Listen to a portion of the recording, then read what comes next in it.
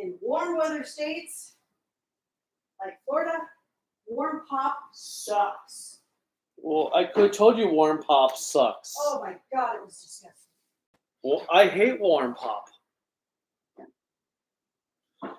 What's up, everyone? I'm the Kaijino comment from the Toku Animation News Network with Cruellica Kain. And we are here for our first live stream at our new place in Florida. And yeah, I might actually have to dig out for the next live stream the lamp for over here because it's actually kind of dark over here in the front side. But we'll see.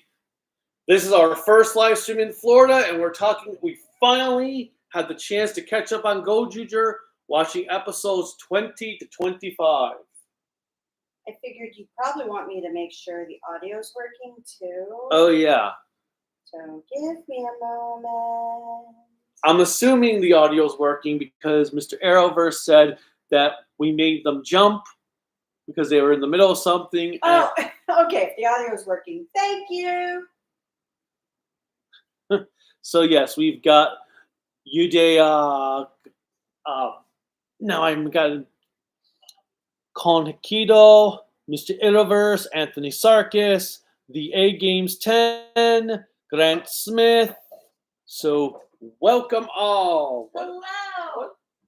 You know they can't see you because you're directly in where I was sitting, right? Oh, but they can hear me.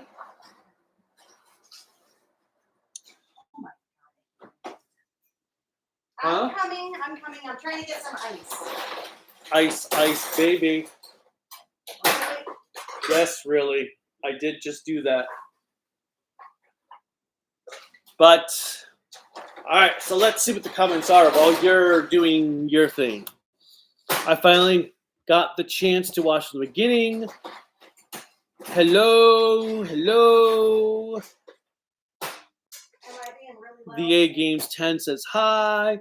Udis, hey, how are things going with the summer, the barbecue, and the happiness out there? It's fine, and eh. Happiness is in. Eh. Okay, to be fair, I'm coming. He's back. I haven't watched Gozyuger in a while. Mikey Ariaga. So we had 2 blue traders in Sentai in a row. Oh yeah. What? Well, because Gray Eyes is Go Buster Blue. Yep. And So hi everybody.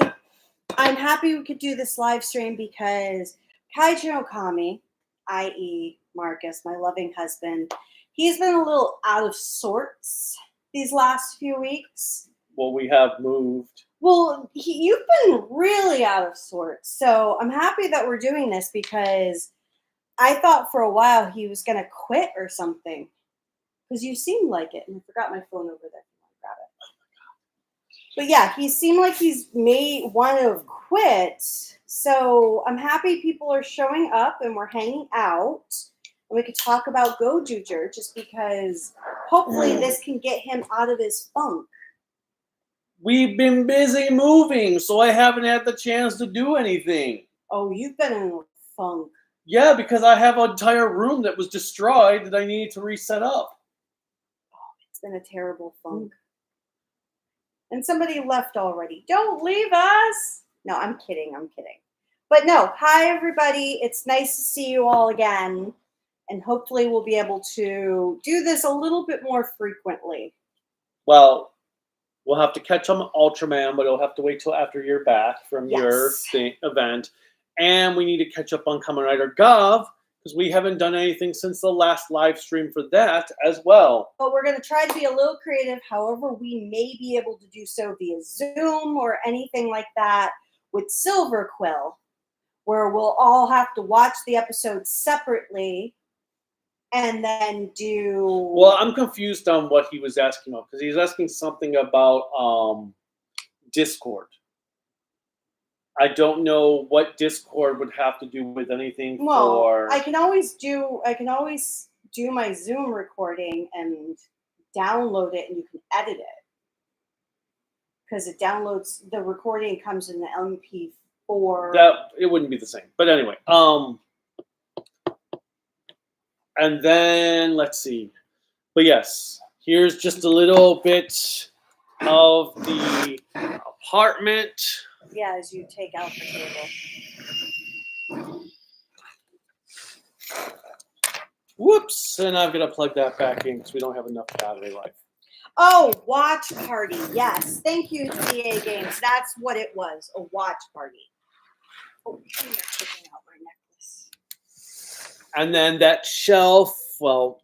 There's a shelf kitty corner to us. That black shelf right there that I'm pointing to That nobody can see. Is the video game shelf, and then right over here on the wall are my Resident Evil collection. Let me fix that. But no, it's been a lot of fun. Whoop, that's not the charger. That's the charger. Yeah, I have the old MacBook. But yeah, so hi everyone. Things are going well. I do have to go out for a business trip next week, which is super fun. Not even fully unpacked with everything. And have to go out for a business trip. But thankfully, knocking on wood, crossing fingers, sacrificing a rabbit's foot, whatever it may be, this might be my last business travel for a few months, if not the rest of the year. I thought we were going to Colorado in October. If that business travel is still something I need to do. Oh, because you told everyone who's expecting that we're coming because to visit. I didn't expect my job to change the moment I moved to Florida. Well, that was the point of your movie. But anyway, what else do we have in the comments before we get to the episodes? So how was the movie experience for me? So to be fair, especially if my parents ever watch these, I have moved in my life about 25 times. So honestly, moving is easy for me. I usually can make it a pretty quick process. The hard process is when you have others involved that are not as familiar with it or as comfortable with the process. But no, it was an interesting journey. People who can't handle driving across country. So it was fun. Now, if you ask Silverquill, he will tell you it was exhausting. He'll tell you it was the worst experience ever. Oh my God, it was the worst experience of my entire life. But to be fair, I mean, it was okay. A long experience. I did come to learn I can't do in a car more. One day I can do, but after that, I can't do 3 days in a row like we did. No, I can't do 3 days in a row. I can handle. He's too old now. Too old? Mm-hmm. No, it has nothing to do with it. I can handle 1 day, but 3 in a row? No. But overall, it's done. It's over with, and we've come to a conclusion. We're staying for a long time. And if we ever decide to move across country again, we're just going to have professionals move everything for us. Not doing It costs just as much, especially since budget dumb bitch asses gave us a truck that had no back brakes, not a non-working dashboard, so the radio didn't work, the phone chargers didn't work, the cigarette lighter didn't work to put devices through the cigarette lighter. It was dirty as hell, looked like it hadn't been cleaned in months. So it wasn't the greatest experience. I raised it up to my leadership because I got a discount at work for it. And budget only refunded $150 because they're fucking pieces of shit. But moving on, did we see the Discotheque stream? Yes, we did. We'll talk about that later because that was super exciting. I love Grant Smith's. I skipped that Lupin versus Pain in the Ass Ranger episode of Go-Juer because you know me, no like that Sentai season. Actually, I have to say those episodes weren't as bad as I expected. The A Games asked new location. So we're in Melbourne, Florida. If you're not familiar with the area, it's considered the Space Coast where all of the launches take place for anything going to space. Not all of them. There's multiple places across the world. but it's one of the more prolific. We're about an hour east from Orlando, and we're about 10 minutes, about 8 miles from the ocean. Yeah, if you don't if you want to just go to the whatever. And it's like 3 hours away from Miami. And Udis says Jam Person was a bad series to watch, maybe. It was okay. Is this a review intervention for Kaiju from Guillermo Santos? Yes, this is. We need it to remind him of the importance of still connecting with the Toku community. And since we're at the halfway point of Go-Juer for me, so far is kind of meh. Nothing bad, but nothing to write home about. And that's from Anthony Sarkis. Grant says, why does Toei just love having Kamen Rider loving dirtbags be the head writer of a Sentai series? Why does Toei love having Kamen Rider loving dirtbags to be the head? Oh, for the next Sentai? Oh. Does Silverwill want... Yeah. Thank you, the A Games. Yeah, that was what we were thinking. Why? Melbourne, the birthplace of Jim Morrison. Oh, I didn't know that. And I love the Doors. You have no idea who that is. It's a band. Wow. We've had this discussion before. That's why I know. But I don't know who Jim Morrison is. So, Star Wars fan says hello to both of us. Has Kaiju watched the live-action Resident Evil movies? Yes. And there's only one live-action Resident Evil movie we own. Not by choice, but because you got at the library for $1. And it's a guilty pleasure of mine. And that's... I actually like it. It's Resident Evil Welcome to Raccoon City. The last one, which was better than the other ones. I mean, it had some legitimate moments of suspense. Don't get me wrong. I like the first 3 Jovovich ones. I hate Extinction. The third one? Yeah, I think Extinction is almost fine. Well, I like the first 3, but I like the first 2 more. Well, I'm saying, though, I think Extinction is almost as bad as... is worse than 4 and 5. Being fair, Go-Juer is... And this is from Guillermo. Being fair, Go-Juer is having a good sequence of episodes. Really interested on the next week of Hoeru becoming Toei's intern.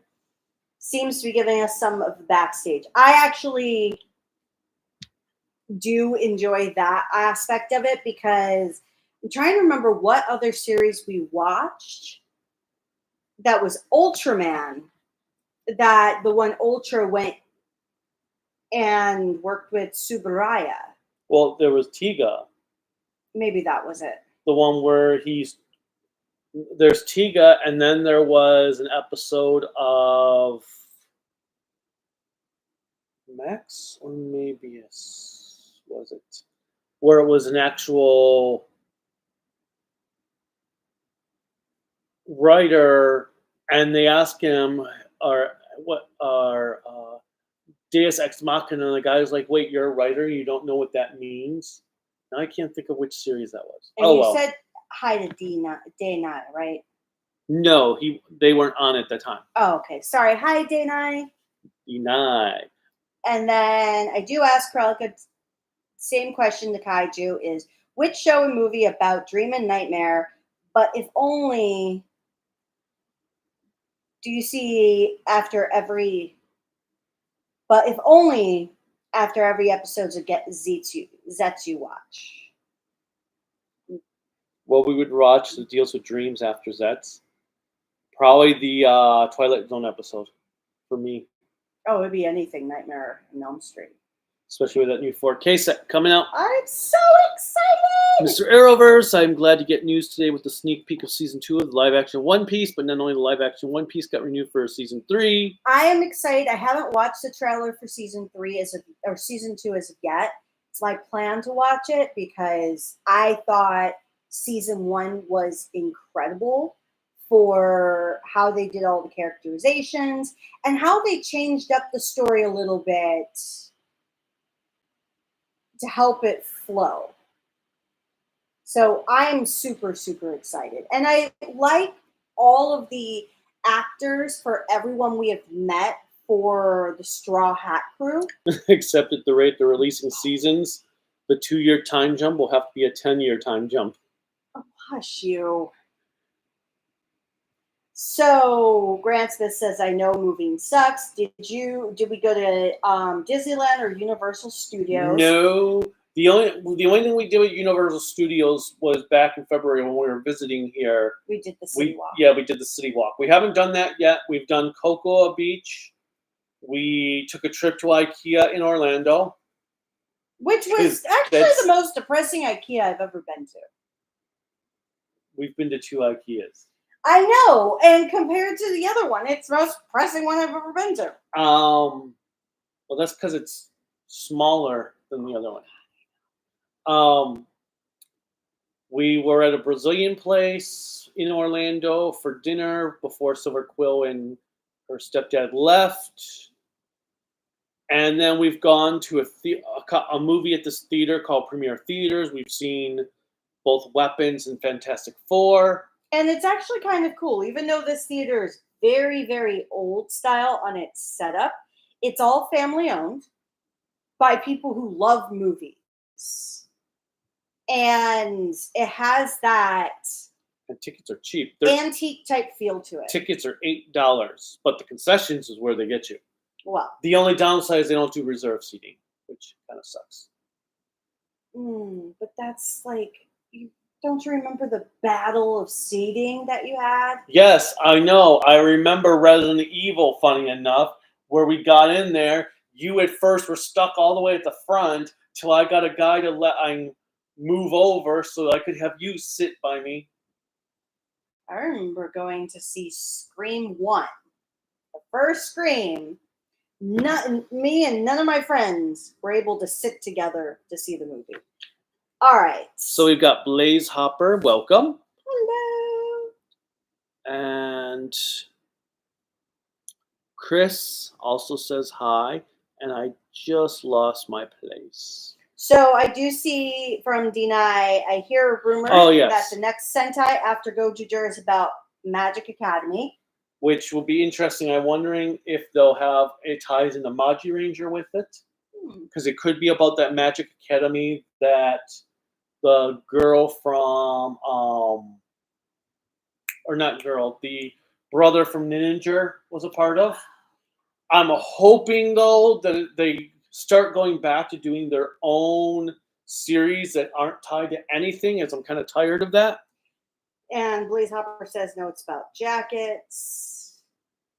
I think for Peak Juger. Did you hear that they announced a 7th Final Destination movie?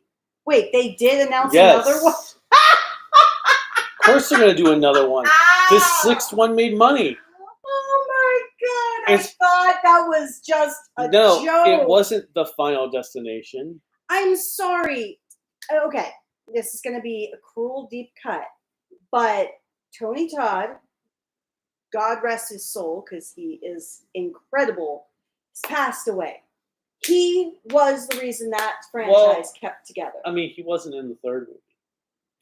I don't care. Which is also... why it's one of the worst? Well, it just happens to be the worst of the Final Destination movies. Not because he's not in it. It's just a horrible movie with horrible actors. But I'm a huge fan of the Final Destination franchise.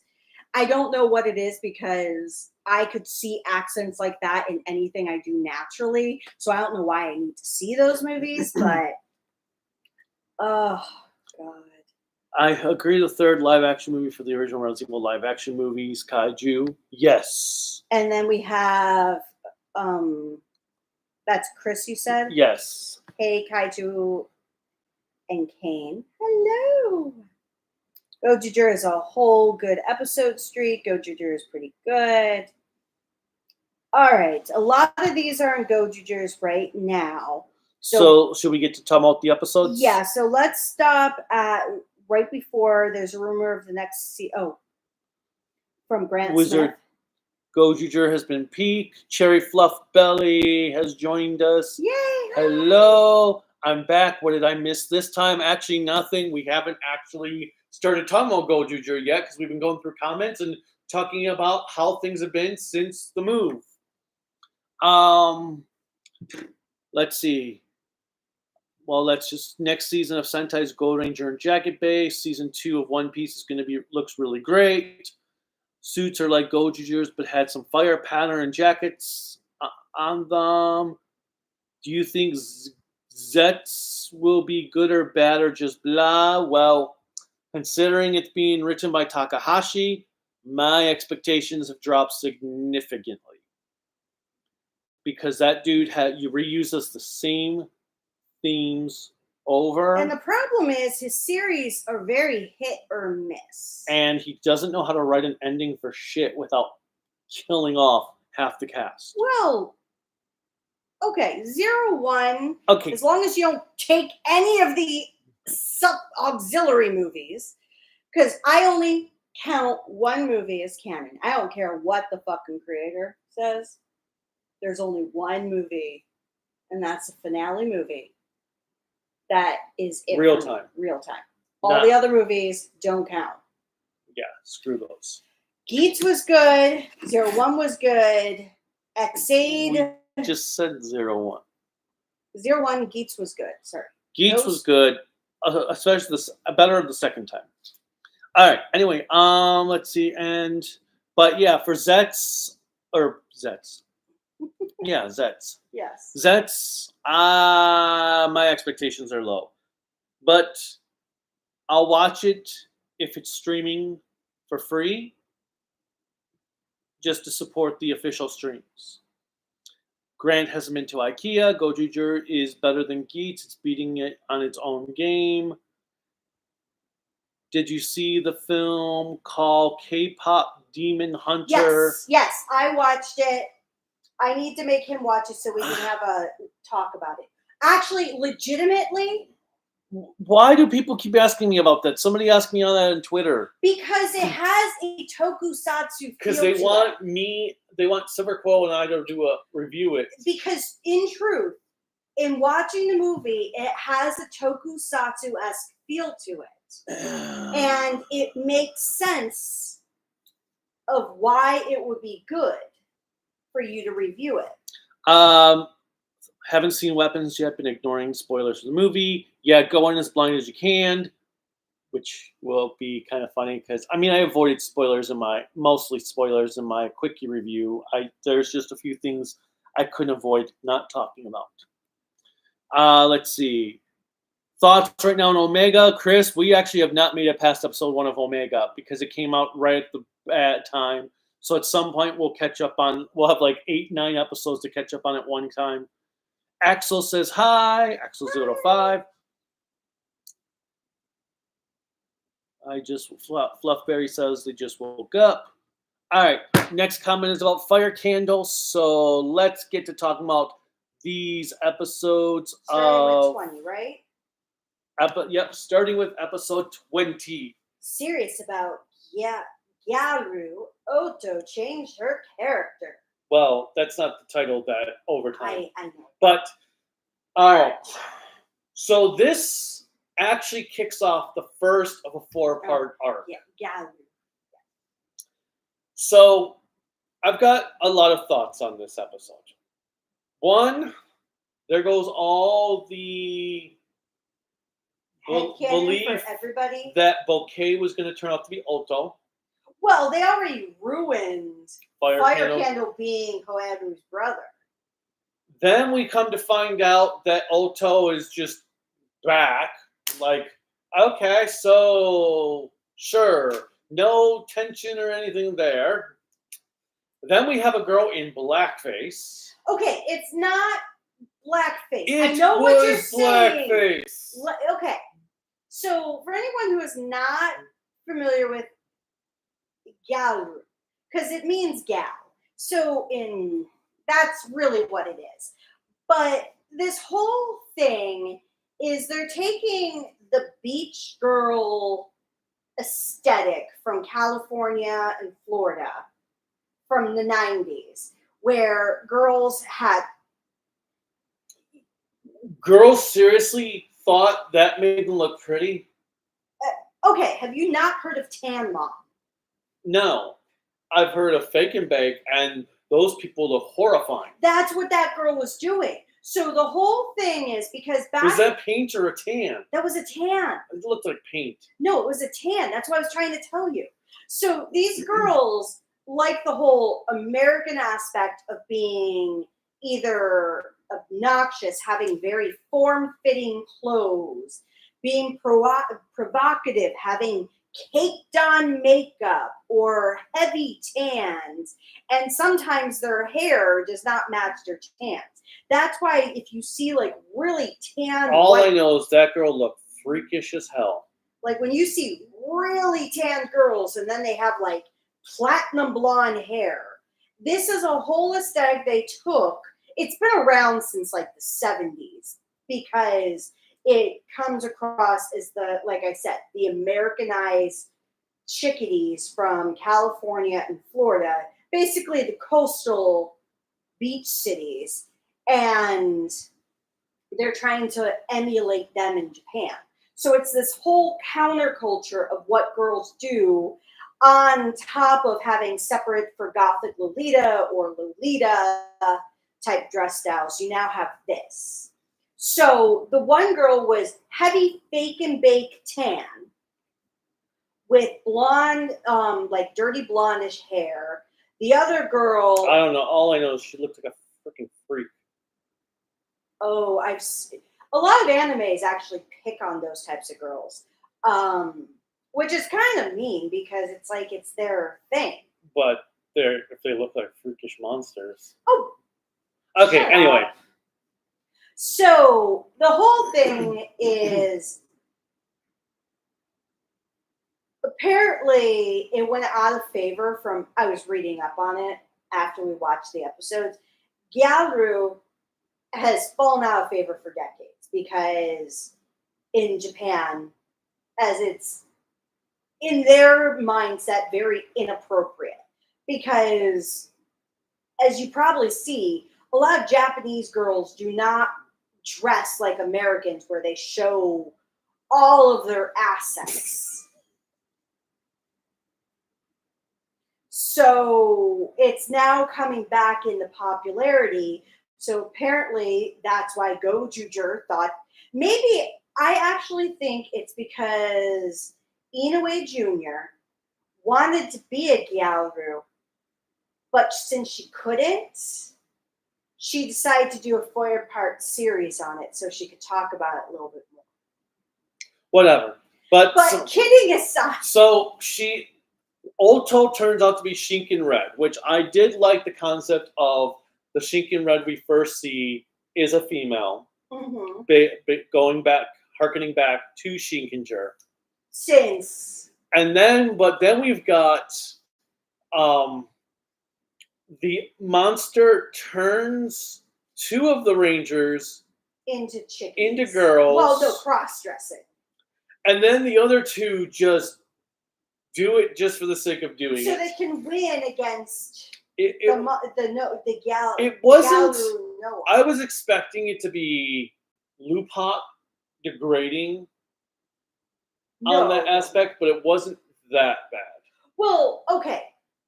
Even though Lupin was what, 10 years ago? How many years ago? 2017.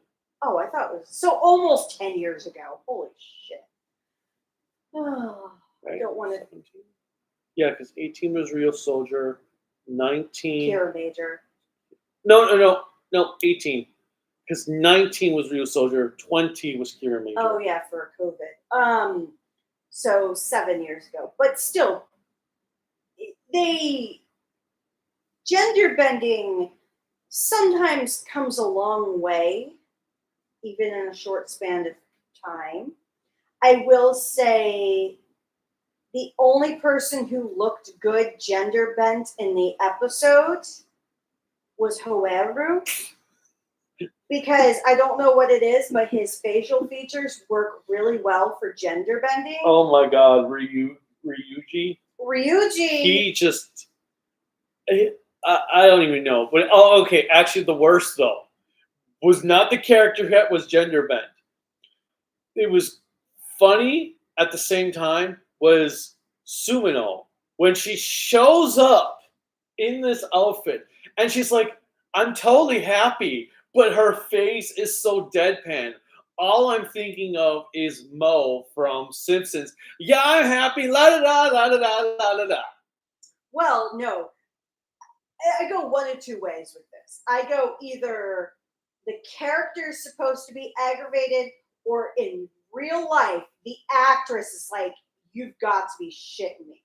I am having to, because she looked way too much. But it was just like, I'm happy. I'm totally happy. Can't you tell that I'm very happy? Well, the hard part, so now coming away from the whole Gozyuger thing, let's talk about the character. So Oto does not remember anything of her life. She does not remember, she remembers her name, but she does not know who her family is or anything like that. And so... And she knows that something would happen to her if she lost the ring. Because the ring almost falls off in the episode, and she starts freaking out. And then we did have Sumino finally tell Rick. Oh my God! Why is that his name? I can never remember his name for some reason. Rikyo finally tells him about Gray Eyes. Yes. And he's like, "Wait, what?" Well, because she was always suspicious of him, because when he's dressed up as his star mode, he sometimes will wear contacts. No, she's never seen him with the gray eyes. But he's had gray eyes. Well, we know that because of the one episode where he's like, "Oh, that's a picture when I had my gray eyes." Mm-hmm. So that was like their little, okay. But then he's like, "Wait, gray eyes." So he knows something's up. And then we have our battle scene, which was kind of cool with the, let's see, what did I put here? Oh, yes, the monster with the blonde hair. Oh, the gal, no one. I am trying to think of what song I should play in my review over that monster, if I should do something Taylor Swift or, oh God, what's the other? There's another blonde singer lady. There's a ton. She looks like Zatanna. Oh, Sabrina Carpenter. But she had Earth, Wind, and Fire come out on a show that she did recently. I heard about that. But I haven't gotten a chance to see it. But yeah, I want to do something with the monster. But then we have Fire Candle. Personally, I think you should go with Chapel Roan's Hot to Go. Who? She's the one musician, because she does play instruments as well, who dresses all like a drag queen. And she's the one that everybody was like shocked because she literally sat her Grammy on the floor while she was giving her speech. She has a song called Hot to Go, which I think would go with that. Oh, okay. But so we get our Shinkenger Red and Go-Juer unicorn fight, which was kind of cool. And then Fire Candle, who is like... He's having a midlife crisis. Yeah. And he's not even old enough to have a midlife crisis. Because Bouquet comes in with more rings she captured off screen. Yes. To give them to Tega June. And I'm like, are you kidding me? More rings off screen. And even he was pissed off about it. And yeah, he's like, well, I'm focused on the Go-Juers. And Tega June's like, no, you need to go capture rings now. And so he's having this midlife crisis. Well, after they defeat the monster, he comes down and steals Oto's ring, which I liked also because now we have a male Shinkenger Red, once again harkening back to Shinkenger interchanging between female and male for red. But he's like, I am the true Shinkenger Red. I will say Fire Candle was the best thing about these episodes. Well, But you've said that for so long that he's well, one of the yeah, best things. and he is still the best thing about this entire series. He really is, for me, the saving grace of this series, like how Stacy was the saving grace of Shinkenger. Well, he's also in our age group, so I think that's why you resonate with him. He's 4 years younger than you. That's anything to do with it. But so I then still think he would have been the better older brother for Commander. compared to Kuan. Well, okay, so then we get to episode 21, which continues with our fight with Fire Candle before I forget why he had to leave. Oh, did you not mention Gray Eyes in the hood looking like a cult member? Oh yes, because was at the end of episode 20? Yeah. Yes, that's right. So the hooded guy comes up and picks up Ulto's body, and he's got gray eyes. And it's like, oh, he's one of those guys from Kingdom Hearts. Oh yeah. The hooded people. I think they have a specific. They're from the hood, y'all. One, you lived in the hood, and that was terrible. But anyway, so we have our next episode, which was that was the festival episode, right? Was it? Hold on. Let me double check. Because we watched these, yes, Burning Festival, because I think he gets another ring at the start of the episode too. No, that's the next one. Oh, okay. But we have. Oh, I love this festival episode. Well, because we have Sumino is depressed. Which justifiably so. We've got.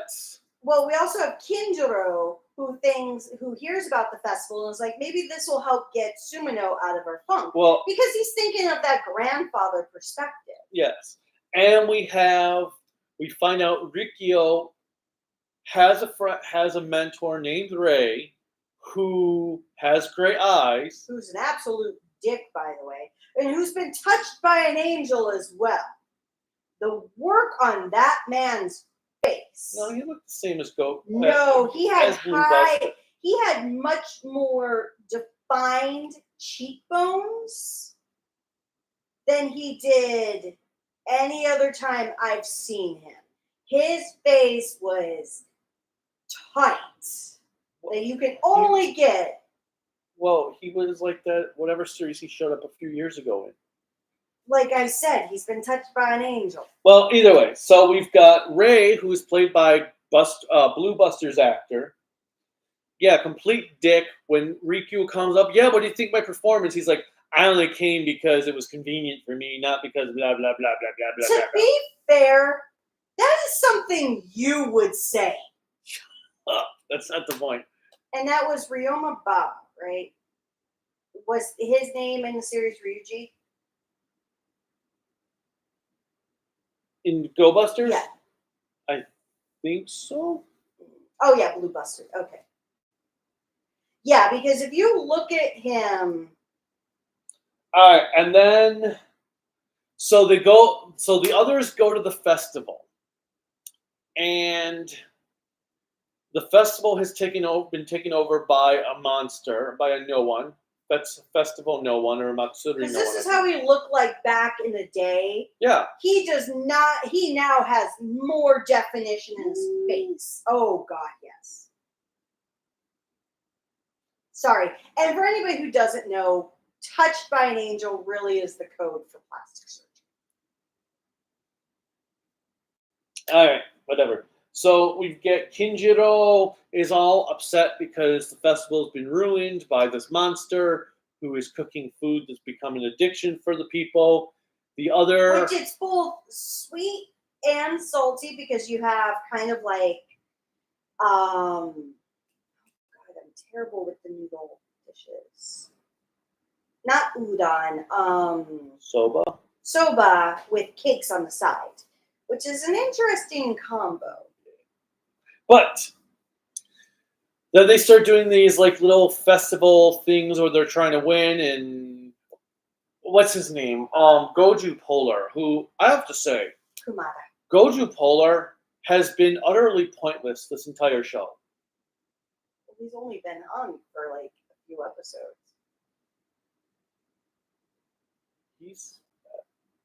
He's been in the show now for 10 episodes. By the time we finished, right? Yes. But I know that. He hasn't done jack shit. I know. I'm just he saying. is absolutely worthless. But he's only been 6 episodes by the point we got to the episode that we are talking about. Yes, I'm just saying, though, skipping ahead, he has been absolutely worthless this entire show. No, today's episode, I think, was the funniest thing about him. Oh. Did I miss? No, that's this one. Okay. So the festival, he comes in, Go-Juer comes in, starts trying to do this thing, and, oh, you can do this, this, and this. It'll only cost you 50,000 yen a ticket. And everyone's like, how are we supposed to... But even Rikyo was depressed in the episode. I do like, though... Well, that's because he knows who Sumino's talking about. And so he knows who Grey Eyes is, and he's been trying to call Ray. But what's so funny is, so they get going on all of this. Ryuji just disappears. And you don't know why he just disappears. But they're all trying to compete against it. And it's actually kind of sad and cute at the same time, because Kinjiro is still my favorite character. Yes. So everything he does, I find wholesome, because I really do think the actor is astounding and outstanding with his capability of being able to play an old man in a young person's body. And so we go through all of this, and they keep on fighting back and forth on trying to win. And the only reason we win, the Go-Juers, I mean, is because Ryuji has the ability to create cults. He just shows up. Everyone is suddenly doing the cult of Take a Sword. And it's amazing because they're all doing like this, and they're doing a version of the dance. But it's hilarious because... Manyo beep beep beep. Manyo beep beep beep. Well, yeah, that's the first thing I thought of was... Yo beep beep beep. Yo beep beep beep. Yo. From Yakuza. Yeah, because I was like, oh, honey, this is like your game Yakuza with it. And so I'm watching all of that like, oh my God. But this is the first time in this batch of episodes where we see him create a cult. The first of a couple times. Well, and then, so they have their big fight, and we've got Fire Kano comes back, transforms into Shinkenger Red. We have this fight going on, and then he summons his mech, and as he goes into his mech, Shinken-O rises out of nowhere and has one of those demon masks on. Yes. And even Go-Juer's like, that's not supposed to happen. And so Shinken-O and Fire Candle's mech. They're fighting Hoeru's mech. It was Hoeru. And Go-Juer's in there, right? If I recall. Yeah, because Go-Juer's kind of hijacked it. Well, because they combined. No, I thought that one he just hijacked. He just popped in. No, they combined. Oh, okay, yeah. But because this was the first time they combined father and son into one. And I will say it was kind of cool watching Oh no, that was actually a little later. Never mind on that one. But it was a pretty cool fight, and then Shinken-O's mask breaks and he becomes normal Shinken-O, and then he disappears. Yes. And then Fire Kando kind of just the fight just kind of ends right there. Because I don't think he got or did he get no Orca Whale? No, that's the next episode. Because he gets another ring next episode. Yes, because our next episode is when Fire Kando fights what's his name? Not Momotaro. Kiji Brother. Yeah, Kiji Brother. So Kiji Brother's actor is playing the host for Red Buster. Mm-hmm. And he appears and kicks the ass of Red Buster, taking his ring. In like 2 seconds. And we've got, let's see, what did I have here? Oh yeah, so Rikio finally meets up with Ray. And Ray's like, well, you owe me a favor because apparently you cut my arm or something that practically killed me or something. Well, if you hit an artery, yes. And this was the Savings episode with Savings No One. Oh, God. All right. So they are all like, well, Hoyaru is an expert at savings, so you're going to be the one to have to take on this monster. So we get these different examples of savings. Now, the first one I've heard of, but I've not heard of at the same time. When you're taking a bath and you want to add more water, rather than adding more water, this is why parents will sometimes put more toys into the bath because it raises the level. Before that, though, we have when the Savings No One first appears. There's people at a bus stop, and it's like, here's how to save money. Walk! Oh, yes, and he chases them down the street. Or run to your location. And there was another one that he was like, do this to save money. Oh, it was the lady who was trying to vacuum. I think she was trying to vacuum, and he told her to just like scrub or something to save money. Oh, yes, I know what you're talking about. And yeah, then we have Hoyaru does the thing with the bathtub, and then he's at the store, and they're like, no, you want to buy the ones that are discounted for 50% off, and the monster's like, or you can just put the stickers on whatever you want to buy. Oh, and then whoever's like, I never thought about that. And Ryuji's like, Ryuji and Kinjiro pull him away. They're like, no, that's a crime. It's like, yes. Well, and then we have, so this whole sequence was of Hoyaru being cheap as possible, and he gets all depressed. There is nothing wrong with being cheap. Because he gets caught, what was it they called him? I know they called him a cheapskate. Cheapskate loser? No, just cheapskate. Okay. And so he's all depressed, and the mother and son, the owner, they come in, and she looks at Hoyaru and says something. She's like, okay, he's going to be in that funk for a while, and just walks off. And the kid's trying to talk to him and everything. And they get to talk about him when he first came in, he would only eat bread crust. Which I've lived a very poor life as a kid, so I know what it's like to be cheap, and there is nothing wrong with it. But I actually found it to be hilarious of how they're fighting against each other about who can be cheap as possible, because Hoyaru is forever broke and forever poor. But then, what I love the most in the episode is when they beat the monster. And he is this cheap little explosion that's just like, poof. Oh, yeah. No, they kept to that theme. That was the coolest aspect of the episode. No, they kept on point about being how cheap you can be. Yeah, that was hilarious, though. He just goes out with the cheapest effect possible. Well, to be fair, you can see by this point in the series that they are on a budget. But then we've got, because this is when Orca Blaster shows up, if I recall.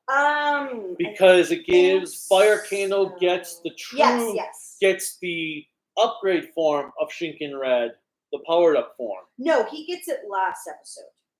No. Yeah, because this episode is where he gets his power up. Yes. For the... No, that's Hoyaru. Yes. That's the next episode. No, episode 23 is when he gets his power up. Yeah, we're on 22. 22 is the savings episode. Yes. That's what I'm saying. Orca Blaster shows up because I thought you said he shows up in the next episode. He shows up to team up with Fire Candle because he gives Fire Candle the Yes. white code, the daimyo code for Shinken Red. Well, and the one thing that's amazing about it when you watch it all together is the fact that even because you have Kumada who's like, okay, this is a problem for the Orca power up. The Orca is apparently was a sealed weapon because it was too powerful. And even when Fire Candle is with Brydon, even Brydon is like, no. And she has to knock him out because she knocks him out, and that's how Juzo comes out. Oh, that part. Well, that's still next episode. Oh, I thought that was this episode. No, so because the episode ends with him getting the white daimyo code and with the Orca blaster. So then we come to episode 23, which is the last episode of this 4-part arc, where yes, Fire Candle has to be knocked out because he's on is raging even when he's back at the base, and Tegasword decides to use the memories of the Shinkenger ring to bring Juzo back. No, that was Brydon, I thought. No, that was Tegasword. I mean, Tega June. Okay, Tega June, yes. Tega June, sucks out and brings the Juzo back, and she's like, yeah, that's from the memories of the ring. So I'm like, okay, that would be more interesting than what we've had going on up to this point with her. Learning that she can pull previous monsters from rings. Why have they not been doing that the entire series? Well, there is that. At this point in the series, we have a lot of missed opportunities. So are we going to have Leo and Melee show up that she's going to pull out of the memories?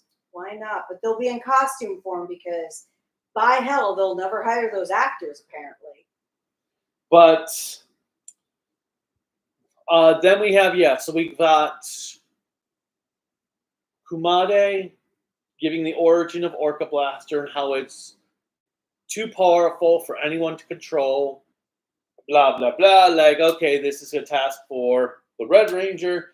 And they start coming up with a plan to trick Orca Blaster using Kinjiro in a seal costume to seal the blaster away. All because orcas love seals.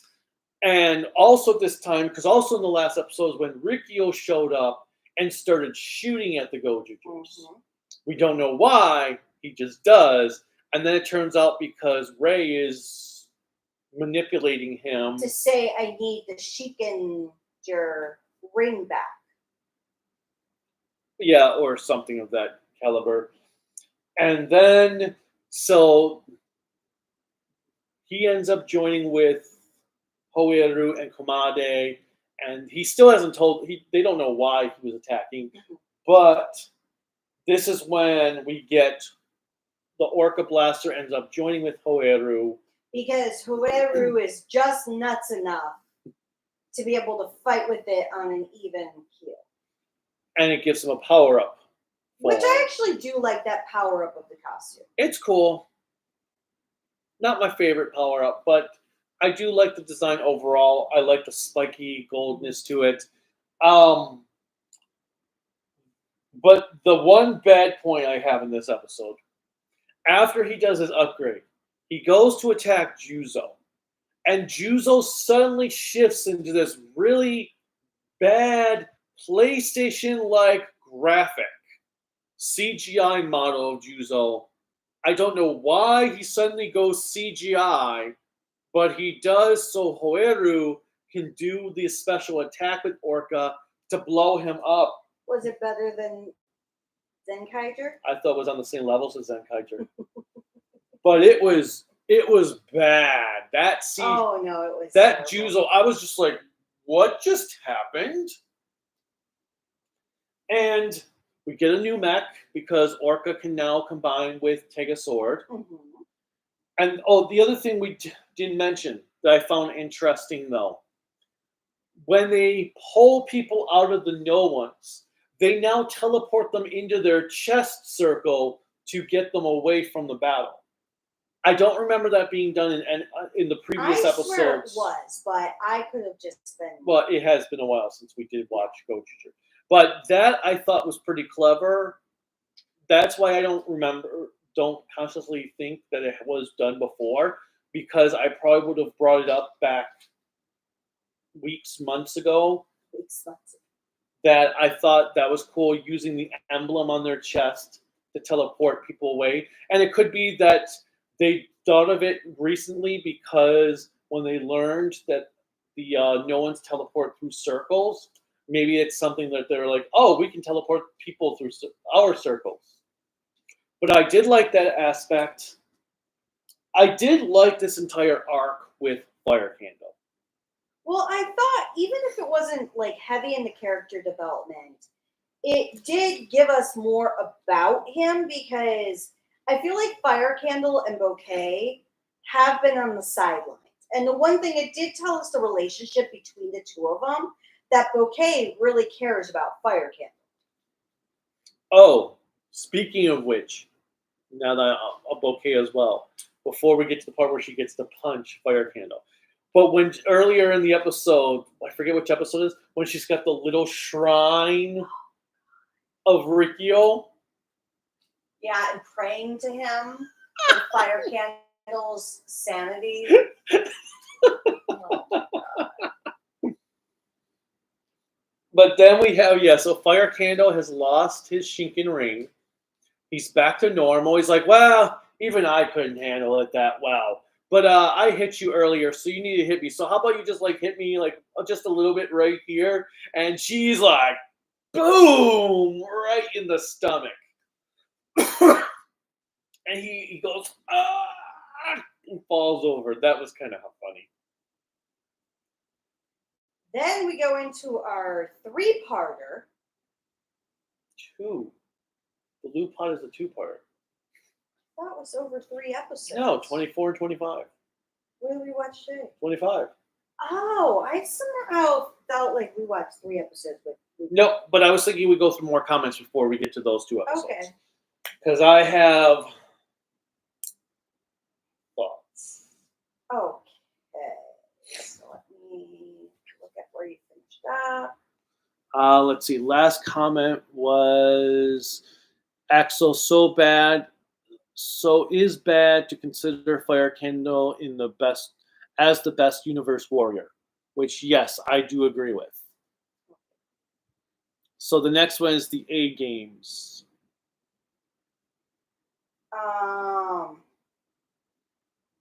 Hold on, because it's not actually showing me. Because the first comment that's popping up on mine is also Final Destination 3 is a better movie than Final Destination. Not showing any older. That's weird. Okay, well. Hold on, let me. Well, Oh, I see why. It's showing me everything. No. Okay, well, it's not too far from there. So the A game said, so a new part of the 2026 Sentai rumors, other than being a Magic Academy, they're mention of having kind of like King-Oger with the countries. Oh, that would be And there's a cool. country of ninjas. Interesting. Chris says, will you review Kamen Rider X soon? I have 1 disc to go. So yes, it will happen soon. Mm-hmm. Jake Schuster, hello. Hi. Says they picked up the Highlander animated series Blu-ray from Discotek. I never saw that series, so I can't comment on it. What did you think Go-Juer Polar was doing in the first half of episode 20? As I said, I think Polar has been quite worthless for the most part. He has brought nothing relevant to the table. And then, let's see, Jake, yes, he was a voiceover. Then we have Final Destination Bloodlines, made $285.3 million box office. Surprised? Also, Final Destination 3 is a better movie over The Final Destination. And then Anthony says, I got to meet Tony Todd last year. Hold on. I disagree. I like The Final Destination better because I thought that's the 5th one, right? Yes. The final, yeah, I thought the fifth one was the best after 2. I like them all except 3 is the weakest. But I'm just a fan of the entire franchise. I am super jealous, Anthony, that you got to meet Tony Todd because I almost got to meet him, but the problem is when we were still at the convention, he had to leave his booth for not a panel, but like a movie discussion. Yes. And so he wasn't going to be back for the rest of the night. Yes. And well, that's because we had the movie coming up before he would have been back. yes.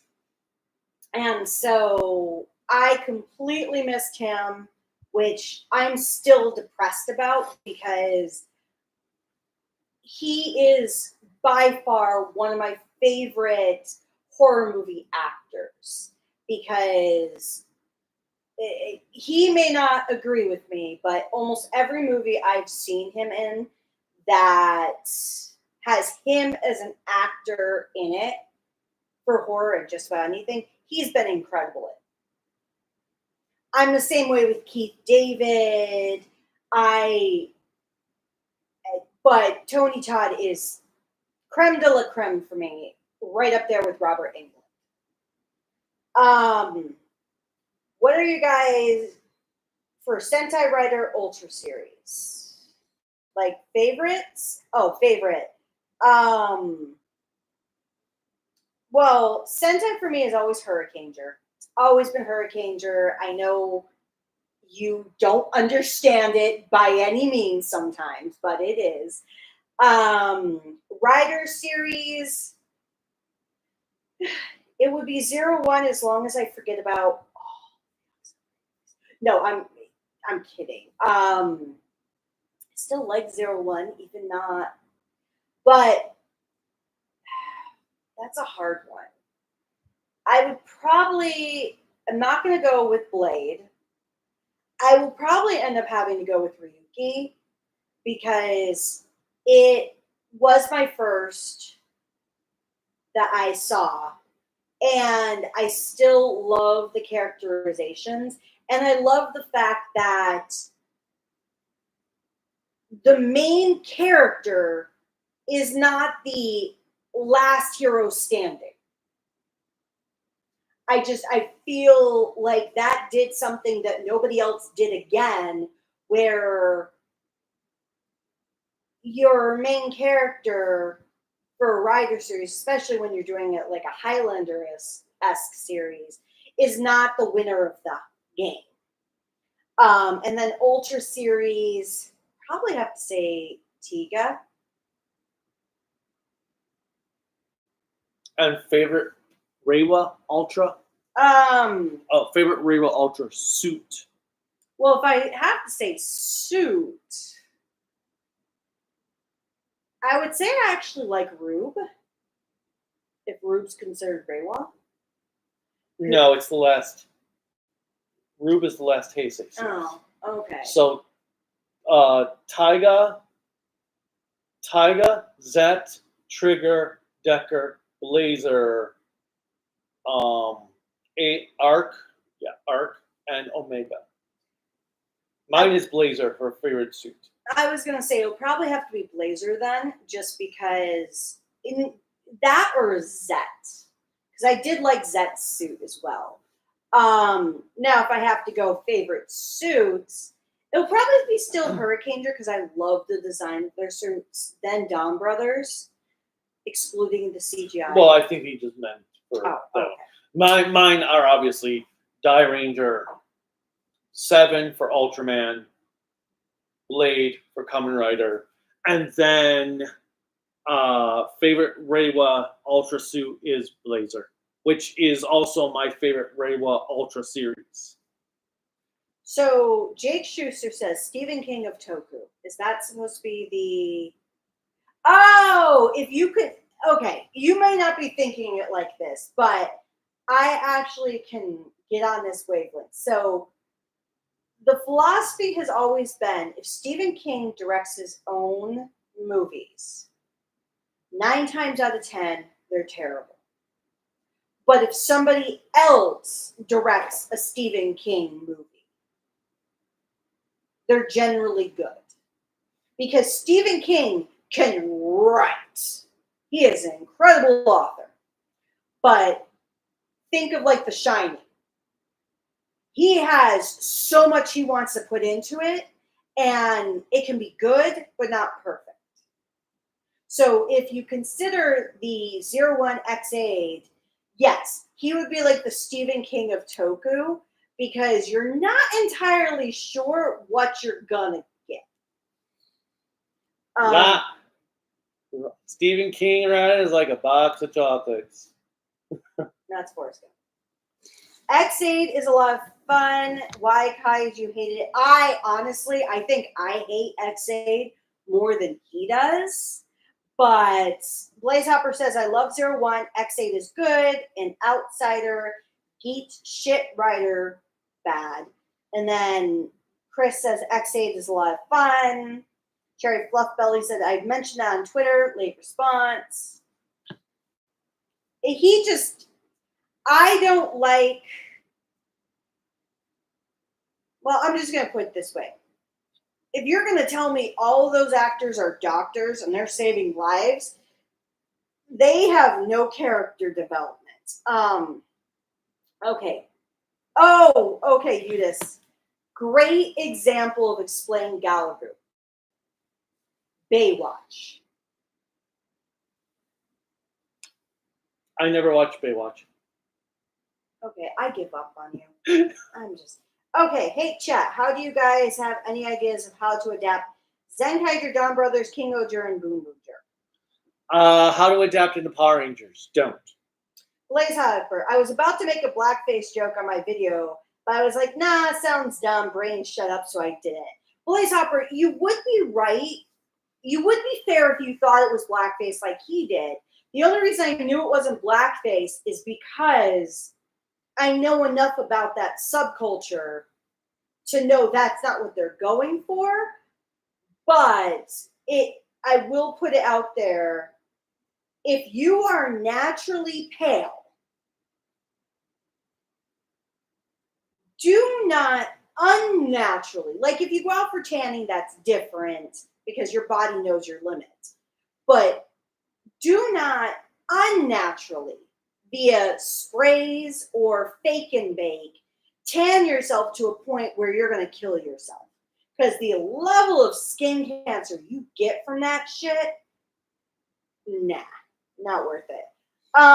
Eudice, the tan existed in Baywatch because they all wanted to be like the black car of David Hasselhoff, previous series, Knight Rider. Absolutely. Because Pamela Anderson and David Hasselhoff, that's really where they got their start. I thought David Hasselhoff did Knight Rider to get his start. Well, it was, but people knew him more from Baywatch after a while. I know him from Nick Fury. That's where I know him from. Fury. The Nick Fury movie from the 90s. Oh, I was going to say, I'm like, he was in a clip of Guardians of the Galaxy. Now, if you're German, you know him for his music because he has a prolific music. Isn't he also the guy with the drunken burger video? Guy who's like talking to a cheeseburger while drunk or something? I think so. David Hasselhoff is a very interesting man. Galaru, Hopper, anyone? No, okay. Wait, you mean that Kaori Shiba returned in Go-Juer? No, the Ring Warrior did. Oh, that's what actually Blaze Hopper said. Well, since the whole ring thing in the series is just everywhere, Hoeru was adorable in this. Yes, he was. Then how do you forget about it? I have a feeling that Go-Juer had an entirely different plot going on, but they changed the story at the last minute, and they didn't have time to change the early episode scripts. Oh, I have no doubt. Like, right now, I will say... I don't even know what this series is doing anymore. Like, what? Yeah, what happened to... I don't even know. Now, I'm just so lost in this show. This show kind of is just... okay. exists to me. Now, if I skip some comments, please, I apologize because I'm just going through because there's a lot here. However, I want to go to one very special comment from Blaze Hopper for you, hubby. Who's Zatanna? Zatanna is a DC magician girl. Watch Batman the Animated Series or Justice League Unlimited, and you'll...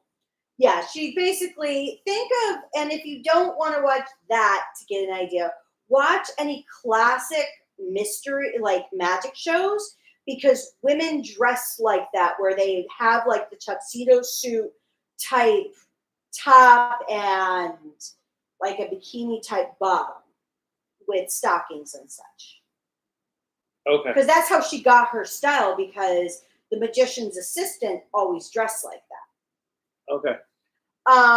Normally I can understand what is going on in the series just by hearing the comments, but with Go-Juer, it's impossible. It looks like there's a lot of stuff going on at the same time and no real story. Yes, Eudice, you hit the nail so far on the head, the nail just cracked through the house. And I will say that is the problem, because once again, going back to Shinkenger, that is my Seinfeld. I'm not going to continue beating that dead horse, but that is Seinfeld.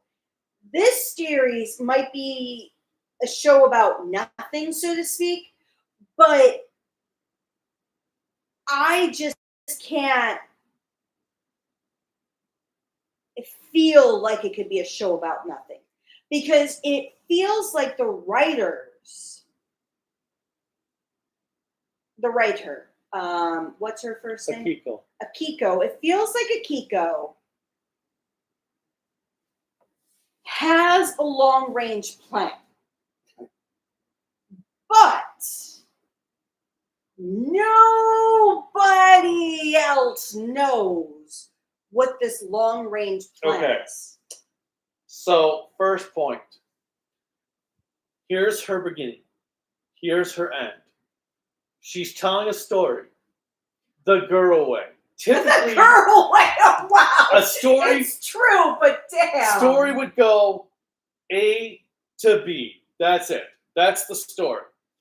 Kiko, or the girl way, here's A, here's B. Here's how she's getting there. To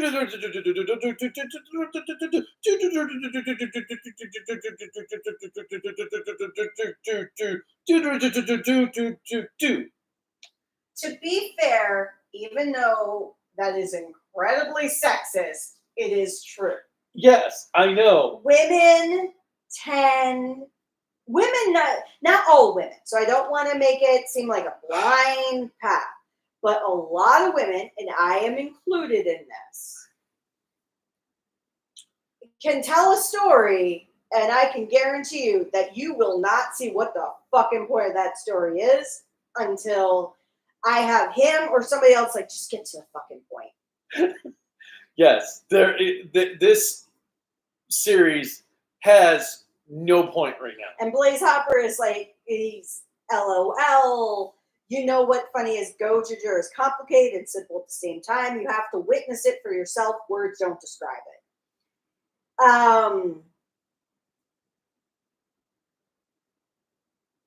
So... Okay, to answer your question, Blaze, no. I don't like this show. I don't like this show one bit. I hate this show. Organization 13 is the video. Yeah. Thank you. I mean, I guess I shouldn't say I hate this show. I love Axel's comment. Wait, what episode are we talking about? I have no fucking clue. They all merge together when you watch them, when you explain them, because the one problem with this show is, Eudice, you absolutely summed it all up. There's things that you can, that there are many times you'll say, well, I can't explain this to you without giving you spoilers because you don't want to ruin the story, like weapons. I cannot explain to you what that movie is about without destroying what the movie is about. What the movie is Which about. is what made my quickie review very hard last night to do. So it's hard when you don't want to spoil something because you have to experience it. The problem with a series like Go-Juger and others that are like it is it's hard to explain because even though you're watching it, you still have no idea what's going on. And I am completely sober saying this, which is the most frustrating thing. People are going to hate my part 1 review for Gozyuger. But it's frustrating because I enjoy doing these, and these are why half the time when Sober Quill is with us as well, we meander and we end up talking about things that have nothing to do with the shows. All right, so not gonna lie, it feels like everyone is forcing themselves to hate Gozyuger like it's so amazing. Like people are saying it's empty, wow, empty, where it's the most filled up Sentai ever. So Blaze Hopper, I'm gonna be fair with you. I can see in the series why people do like it. This is not one of those series where I'm going to hate on it. He says he loves Go-Juer. And that is not a bad thing because I'm not hating on the series to hate on it because, one, I don't look at anything Twitter or any of that. So I don't know the shit people say unless he tells me because he's pissed off Toku Twitter or something. But my problems with the series are if I look at it from a storytelling perspective, I have no idea where the story is for me.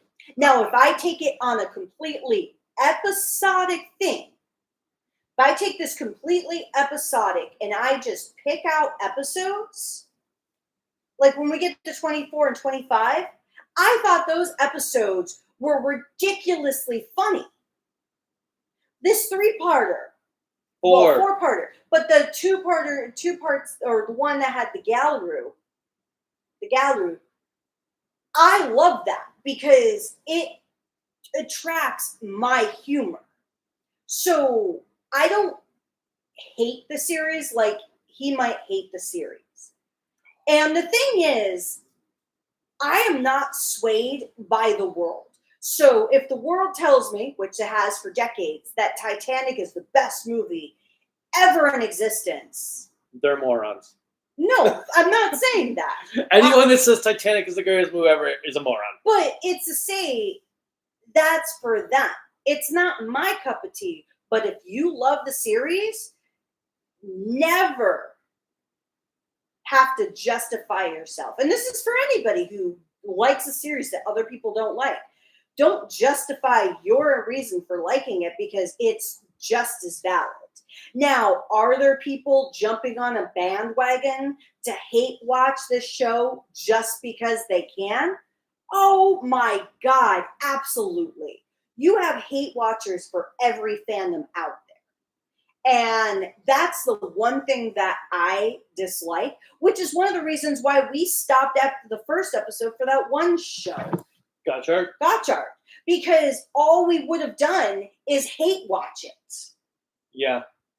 And I refuse to hate watch anything. If I don't like it, I am not going to subject myself to it unless you're doing a full series review, and that's why I have my cell phone or my computer or my crafts. But I don't hate watch anything because that is boring to me. I am still continuing to watch the series, not just because we're doing these reviews on YouTube.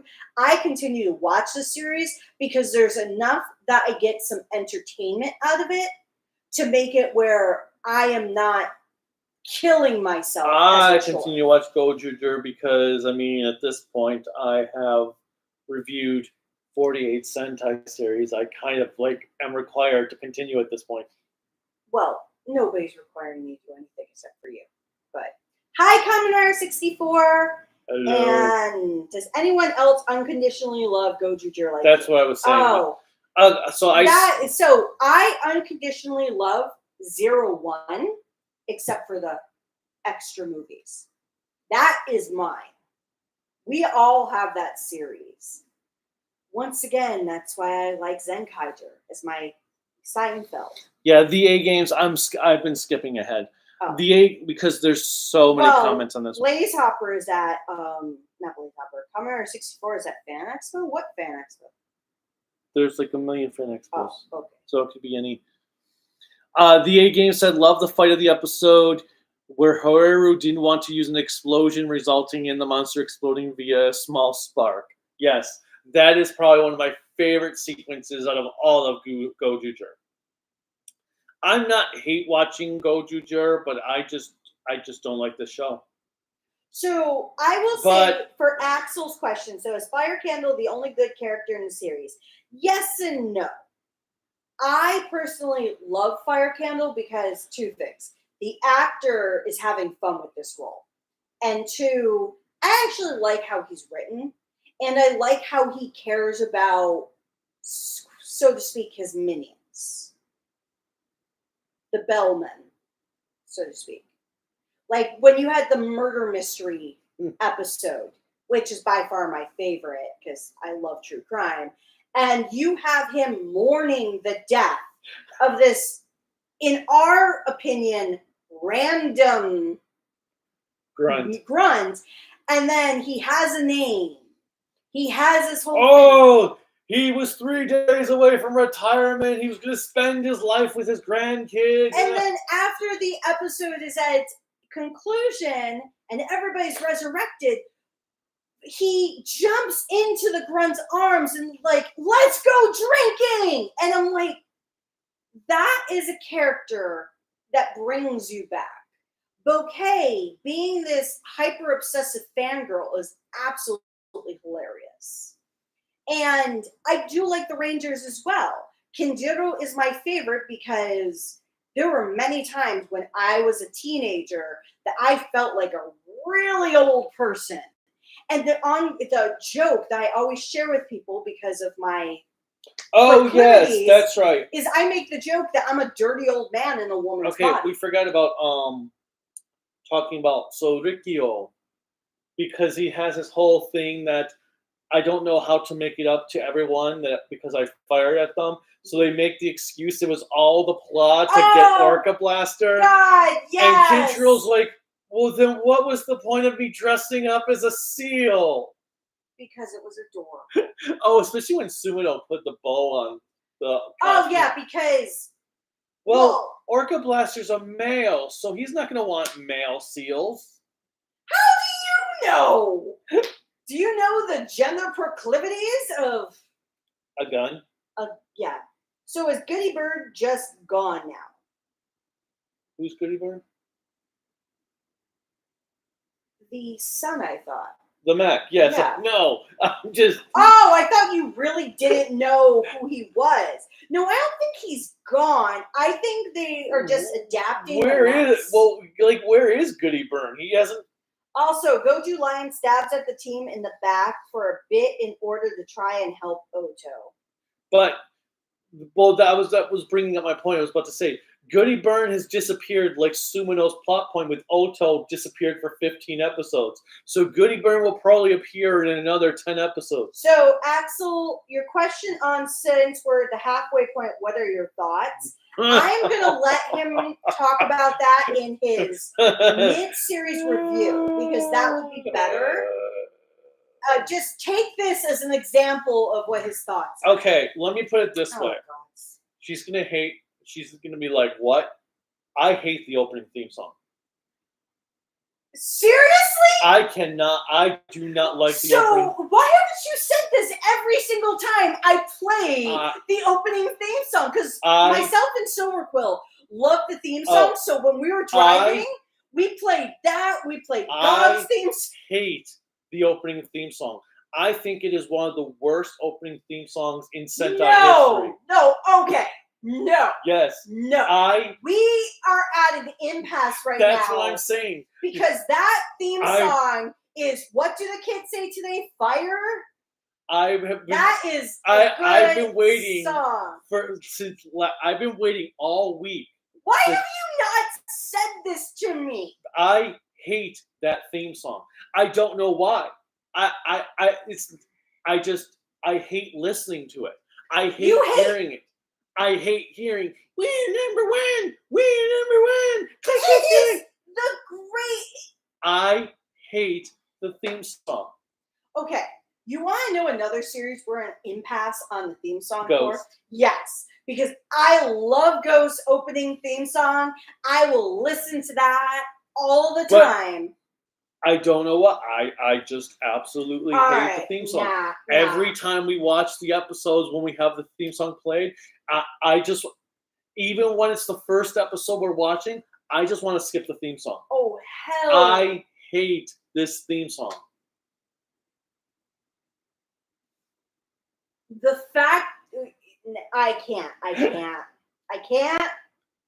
because it has a good beat.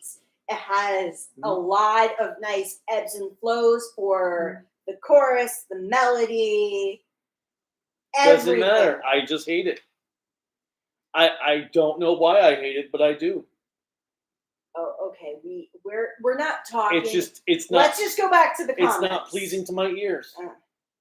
I do see why people are saying that Go-Juer Wild power-up is a resemblance towards Ryoso Red's power-up and Kawada Oger's power-up. I guess I could see that. At least his power-up didn't come from sacrificing for a guy who amounted to nada, sacrificing himself for him to get the power-up. Well, the character's name was Nada. Yes, because he amounted to nada. And Commodore 64 got to meet Rob Van Dam, which is so cool. Hey, we met John Rice Davies last month, which was cool. And I got hugged. And we got by Bruce Campbell. Yeah, we met Bruce Campbell. We met Martin Cove and Elvira. Sandra Peters. I feel like there was a fifth person we met, but maybe we did. Has been.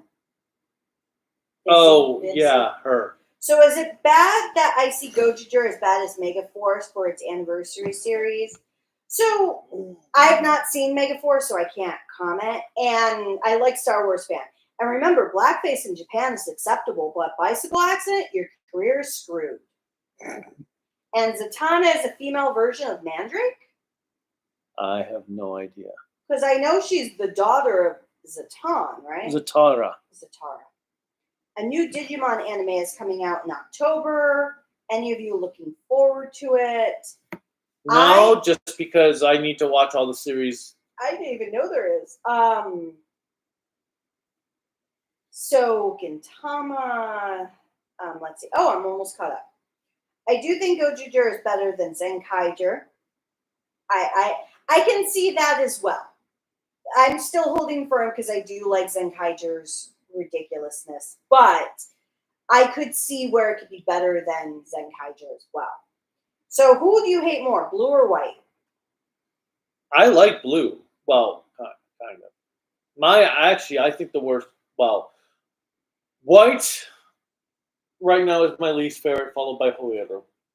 I would say my two favorite are Kinjiro, who is green, and Ryuji, who's yellow, because Ryuji has this capability as a rich kid being able to develop cults. Just wait to the next two. I know. Which we'll get to. I just met the voice actor Daisuke Tsuji, who voiced Scorpion in Mortal Kombat 1.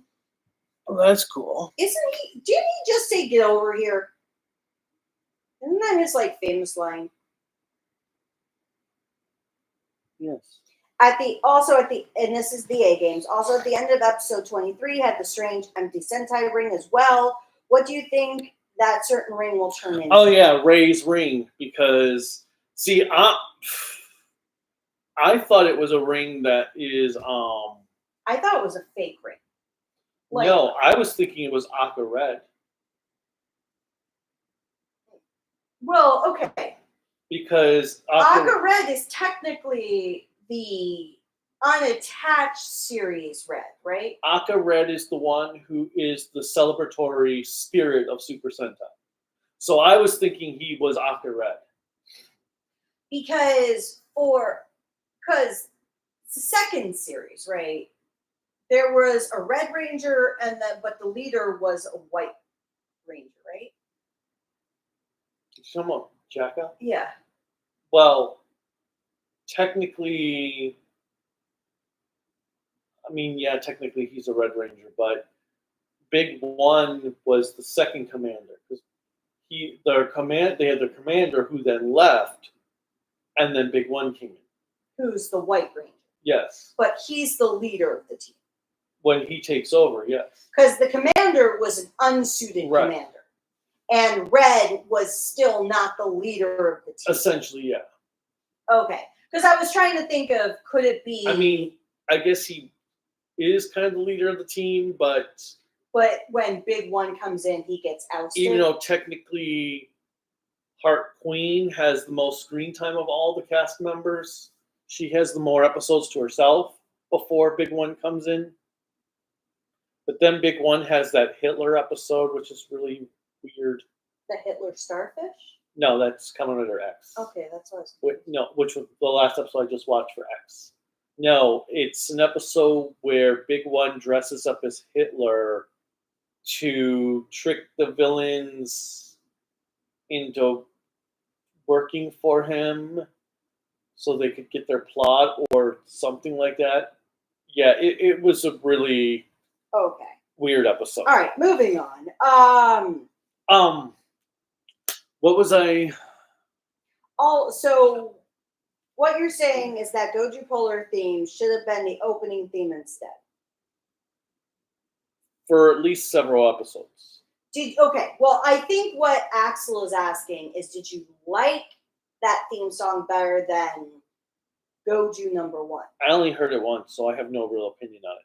I've heard Go-Juer number 1 so many times. Okay, thank God I'm not the only one. The A Games is like, Kaiju! Winner Go-Juer is, to me, a good song. Do you think the dancing during the opening sequence is good at all? Oh my God, it's what you asked for in a Sentai song. I don't care about the dancing. The song itself, I just hate it. I do not like the song.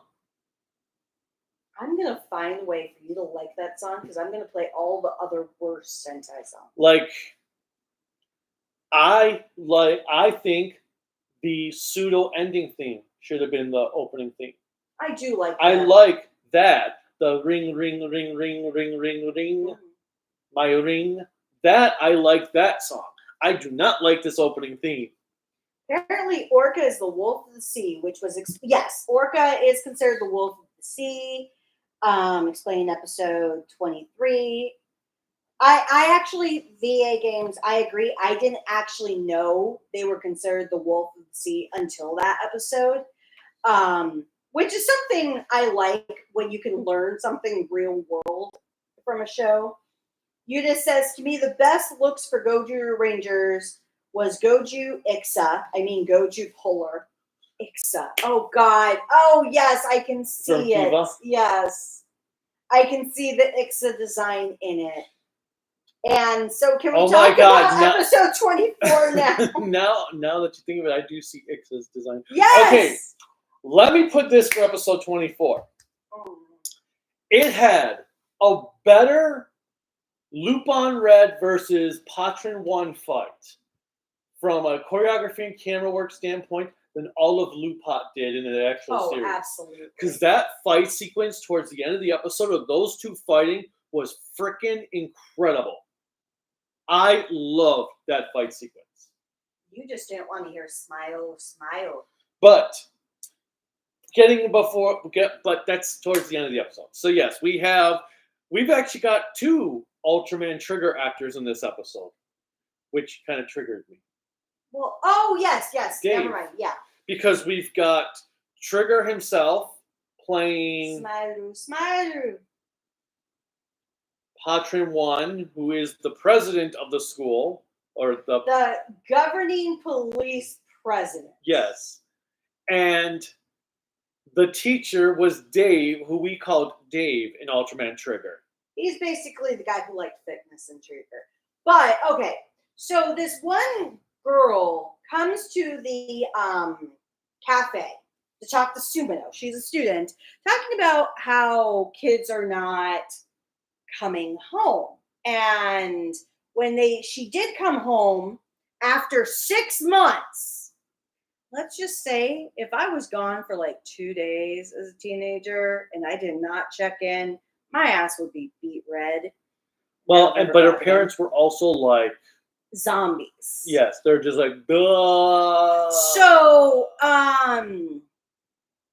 something's weird is happening. And so she wanted Sumino to investigate. Sumino is like hesitant, and Kinjiro hears, and he's like, we have to protect youth. So this is really a Kinjiro-esque story again. Well, he's like, we'll go and we're going to check it out. And apparently that just means the rest of the team automatically has to go because they have nothing better to do in their lives, like run a cafe. So they all... Howeru is jobless, so... perpetually. So they're all dressed up in school uniforms. You have Kinjiro and Sumino, who are actually dressed up in the school uniform. You have Riku, who is dressed up in a different white-colored school uniform. And he's going... Okay, was that before or after he was controlled by the monster? Over. Okay, because I was like, what the hell is he doing? Because even Sumino and Kinjiro are like, what the hell then we have, but nonetheless, then we have Hoeru and Ritsu, which are dressed up in the black uniforms, like delinquents with their colors. And so... You mean Ryuji? Ryuji, sorry. But so they go to the school, and one person's like, you look suspicious. You gotta be Lupin Red. And so we have... Well, Lupin Red has also been appearing in kidnapping students, yes, turning them into Gokai keys. So they're also there to find out what's going on with that as well. So then this one girl, kids start being really suspicious of them, which it genuinely makes sense. 3 bullies walk in and start screaming at Hoeru. No, that was after he was taken over as well. What's that? Yes. So he's in the classroom. Yes. No, that was... So let me make sure I have this for you so you can remember for when you're doing your review. So they get looked at as all suspicious. All 5 of them are still together. So we have then our Pato Red. I know it's Pato 1. But we have him come up and like, we can just give you a tour, just that whole thing. Sumino and Kinjiro start to walk with them. The other 3 are standing there like, well, what do we do? And next thing you see is you have, well, you look youthful or something like that.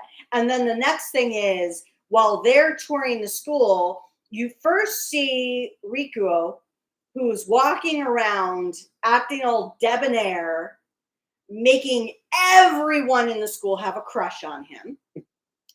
Then we go to the classroom with Hoeru, who's getting a lecture like everybody in the class from Dave. And he's just sitting there looking like a delinquent. 3 delinquents come in saying they want to fight him. And Dave comes in and he comes over and he's like, you're all my students. And they all do like this big group hug. Then we have Ritsu, which is, or Ryuji. Yeah, Ryuji, which is my favorite. They're in a chapel and I had to think, I'm like, wait, do Japanese it was a classroom turned into a chapel for the cult of Tegasword. So you have all these students. I'm like, so no matter where Ryuji is, he creates a cult of Tegasword, which was amazing. So you have Sumino and Kinjiro that see all 3 of these and they're like, what in the world is going on? So then they go outside and they see this lowly guy who's like a janitor, all dirty, all scuffed up, and everybody's bullying him. And you find out he's the former president, and we're like, oh, principal. And we're like, oh, we know who he's going to be. So then they go in and so Kinjiro and Sumino see the no one, the youth no one, but nobody else sees him. So they've come to figure out that's what's going on. They are about to start fighting to release everybody. And Lupin Red shows up. Lupin Red shows up. Turns them into keys and runs off. Yes, because both of them were already turned into slaves of youth. Yep. So then we go to our next episode. No. Oh. Because he then unlocks them with 050, so 50 is the code, and tells them what's going on. So then we get to our big fight between Lupin Red and Patren 1. And Go-Juer shows up and adds into the fight. And then, what was the other one we had? Yeah, and so that's where they rescue the other Go-Juers because they destroyed that monster and found out that he had a partner that was the Grit no one. So the school is still under, and now has become prison school. Which is a totally different anime. And our Ultraman Trigger, Patren 1, he's freed from the spell he was under. So now he's all upset because he helped the monster out. And now our episode ends. Okay. Then we got 25.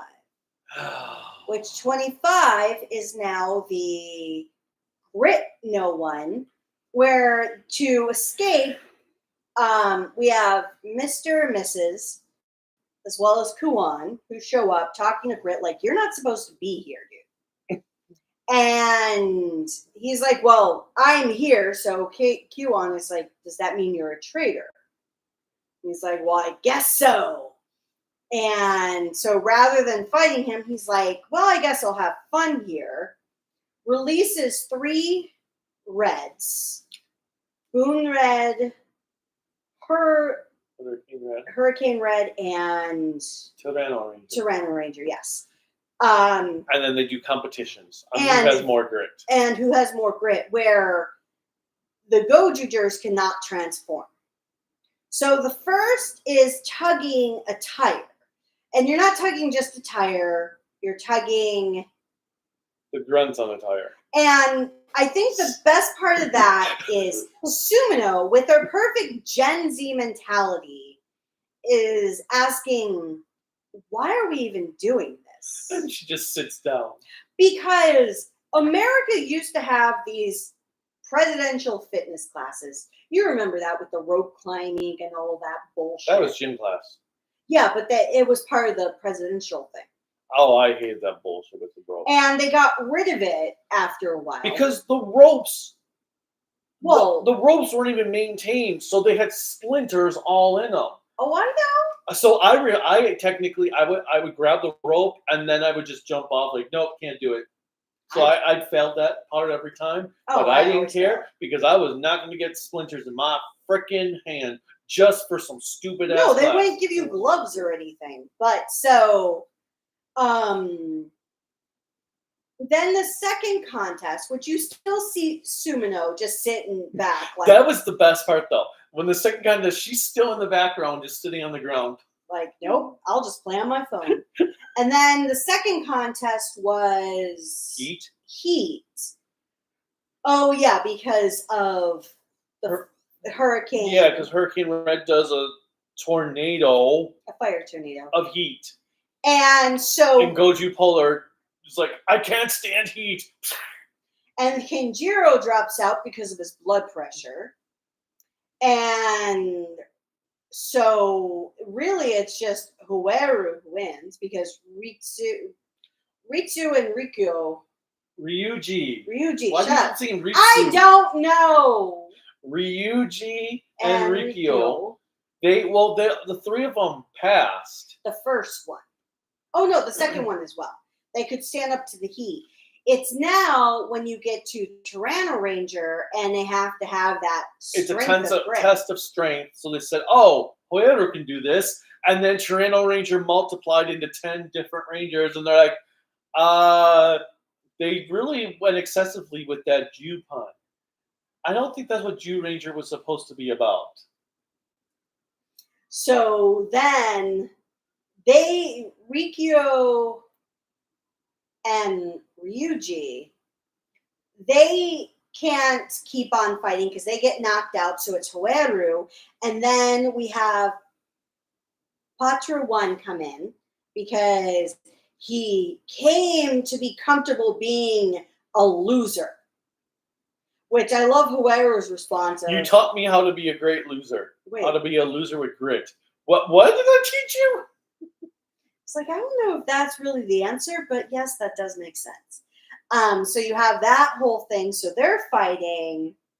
They take out the 10 Rangers. And then you have Lupin Red, him come in. The principal. Because it turns out his daughter is the grit no one. Mm-hmm. Because he couldn't spend time with her because of his job. So she ended up becoming the victim for the no one. And we have a big fight. The cake boss people, they grow big to have a mech battle. And everything's resolved in a nice little bow. Yep. And the principal and Trigger are all like, okay, you're back to being in charge. We're going to help protect the school forever. I'm like, you're just a student who's here temporarily, and the principal does retire at some point. So is it really forever? But, what else do we have? What did I have here? Oh, yes. This is also where Kumade piloted Tegasword, and he got and he summoned Toku. Yep. Tokuo's arms for Tegasword, which was again. I'm like, wait, so you can do that now? You can summon the parts of mechs to combine with Tegasword. How bad are the toys selling for this show? If they needed to start like bringing in pieces of other mechs, I'm just, I don't know. So that's really where we're at with those. Now, I will say for these episodes that we watched, I did enjoy them. I thought everything was fun. Like, I enjoyed this 2-parter, but I enjoyed all 6 episodes. I will say, though, the weirdest thing about coming essentially a month and a half since watching the last set of episodes, especially because of our move and all of the events I had for work and everything like that, it was a little difficult getting back into it because I needed to get my brain back into what I was doing. Here's the problem. The last episode we watched before this batch was the one with Hoeru's childhood crush girl that saved him in the No One world getting killed. No, the last episode before it was literally the murder mystery. No. That was, the murder mystery was episode 18. 19 was the one with the girl. Oh, okay. Where she came back, but it turned out she was already dead. Oh, yes. So she was a corpse living in the No One. Then we come to this Oto one, and it just, nothing seemed to connect. Like, Hoeru didn't mention her once after that. And Kuan never mentioned her after that in this episode. Well, we also have not had any more mention of Oto or Rei. Well, all we had is that Rikyo made a deal to get Oto back, and then he didn't like the deal because Rei altered the deal too much, and it was getting worse all the time. But then we have Rei is like, oh yeah, you killed me. Like, what the hell does that even mean? Had an artery. But I don't know. I don't know where a lot of the plots are going, and it's taking too long to come back to plots. Like, it took us 15 episodes to come back to the Oto plotline. And they haven't mentioned anything about Tega June's wedding and anything like to reset the world in 10 episodes. Obviously, they never actually explained how the world was reset or why the reset was canceled or whatever like that. Have had too many Ranger rings just disappear. We haven't had Hoeru's co-worker, who was King Kawato, Actually, somebody mentioned that in the comments. come back. Like, where has he been? And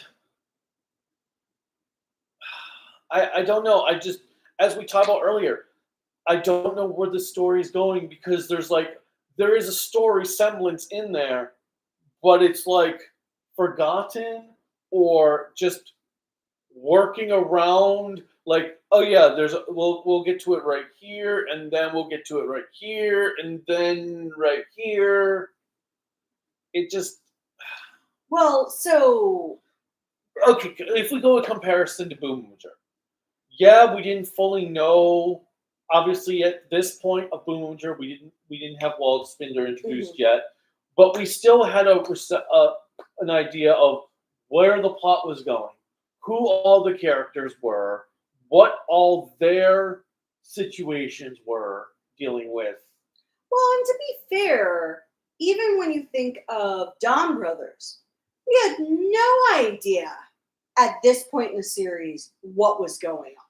But there was enough happening, because every episode of Dawn Brothers was developing someone's story. Mm-hmm. So every episode had plot advancement, essentially. This, you can't tell what is an actual plot and what isn't. Is any of this advancing a plot, or is it not? Is any of this going anywhere? Now, what if somebody enjoys it simply for enjoying the episode? That's fine for them. I'm not talking about them. I'm talking about right now my viewpoint of the show. See, my viewpoint is, if I look at it completely separate, what are you doing? Just continue. Well, I'm just trying to find out why Children of the Corn and Desperate Hours are out of order. They're on the end there. You're the one who put it there, because I haven't been over there. But I will say, between the two, or between this series, if I look at it completely episodically, there's a lot of great episodes, because episodically I can enjoy the ridiculousness of what's going on. But if I look at it even in the perspective of Shinkenger, I will say there's elements here that are better than Shinkenger when you come to that episodic play. However, why Shinkenger still stands higher to me in that perspective. Kaito. Well, I was going to say. And Stacy. Kaito, first and foremost, that actor carried the show. Hoeru's actor can't carry. Well, and the problem is, Hoeru's actor, he's improved significantly from the start. And all of the actors have improved from the start. But the other challenge for this particular series is you don't know who you're supposed, for me at least, I don't know who I'm supposed to be viewing this series through the eyes of. Like, even if it's supposed to be different people I'm viewing the story through, that's fine. But I don't feel like I have a focal point of who to connect with. The reason I've connected with Kinjiro so much is because it feels like the writing and the actor himself is pushing you to focus on him. Well, yeah, because we had Shinkenger was Kaito. Dawn Brothers was Hikaru. Or no, Haruka. Yeah, Haruka. Kingoger was Gira. Boomonger was Mira. Mira. Kira Major was, For the most part, red. yeah, no, his name. Oh, I know. It's going to drive me nuts. But even then, the other cast still was fleshed out kind of in Shinkenger, but you knew the focal point, but all the other members, you had enough development or story arcs for those characters to get a feel for who they are. Especially by the mid. Here, it took us 12 episodes to get to Ryuji, to get a feel for him. To have no idea what's going on with Rikuyo. Honestly, I think they did Ryuji dirty in this series. They've done him horribly. Like, because Koeru is an awful character. I just find him to be atrocious. And he has brought nothing. But, yeah, Kinjiro has been the best thing, but the series is not about Kinjiro. He's not the central character. I don't know who... And Sumino, her plot has been forgotten... was forgotten for 15 episodes. Like, they've all had good moments, but none of the characters have been like as interesting as all the characters in the past Sentai series. They're kind of just there. Well, and so this series also shows a disparity like Ryusoju does for me. So in both those series, you have a lot of newer actors coming in. So you always have those actors coming in. This is where most of them cut their teeth. They may have had roles in the past, but this is where people really get to see them consistently. And Ryusoju, you had 3 core actors. And I think it was Melto, which was blue. Mm-hmm. He and the girl. Ue was her name? Mm-hmm. And she passed away, didn't she? Are you talking about the sidekick character? The YouTuber. Or not YouTuber. Oh, crap. Ue? Ue, yeah. I think she passed away, though. Yeah, she died in 2020. But what I was going to say is, Ue, for the first part of Ryusoju, well, whatever her name was, and I don't mean to be disparaging as I say that. Yeah, whatever. But she was the main character of the series. Because she was who you were watching this fish out of water story through. And when she wasn't there, of the core 3, Melto's actor was the strongest actor. So they tended to lean on him at times, but it was unintentionally because the story was, they did him dirty as well. Oh, they did everyone dirty in that show. But Melto, of the 3 primary Rangers, they did him specifically dirty because they did nothing with his character. Like, you truly knew nothing about him. Except that a little girl really wanted to marry him. We're not going there. But the problem is because But? Well, I'm trying to get back to my point. He was a strong actor. Even though he probably didn't do a lot, he was the strongest of the people on screen all the time. So when you have someone who's acting circles around the rest of the cast, it makes it hard for you to enjoy the show because you can see the disparity against quality.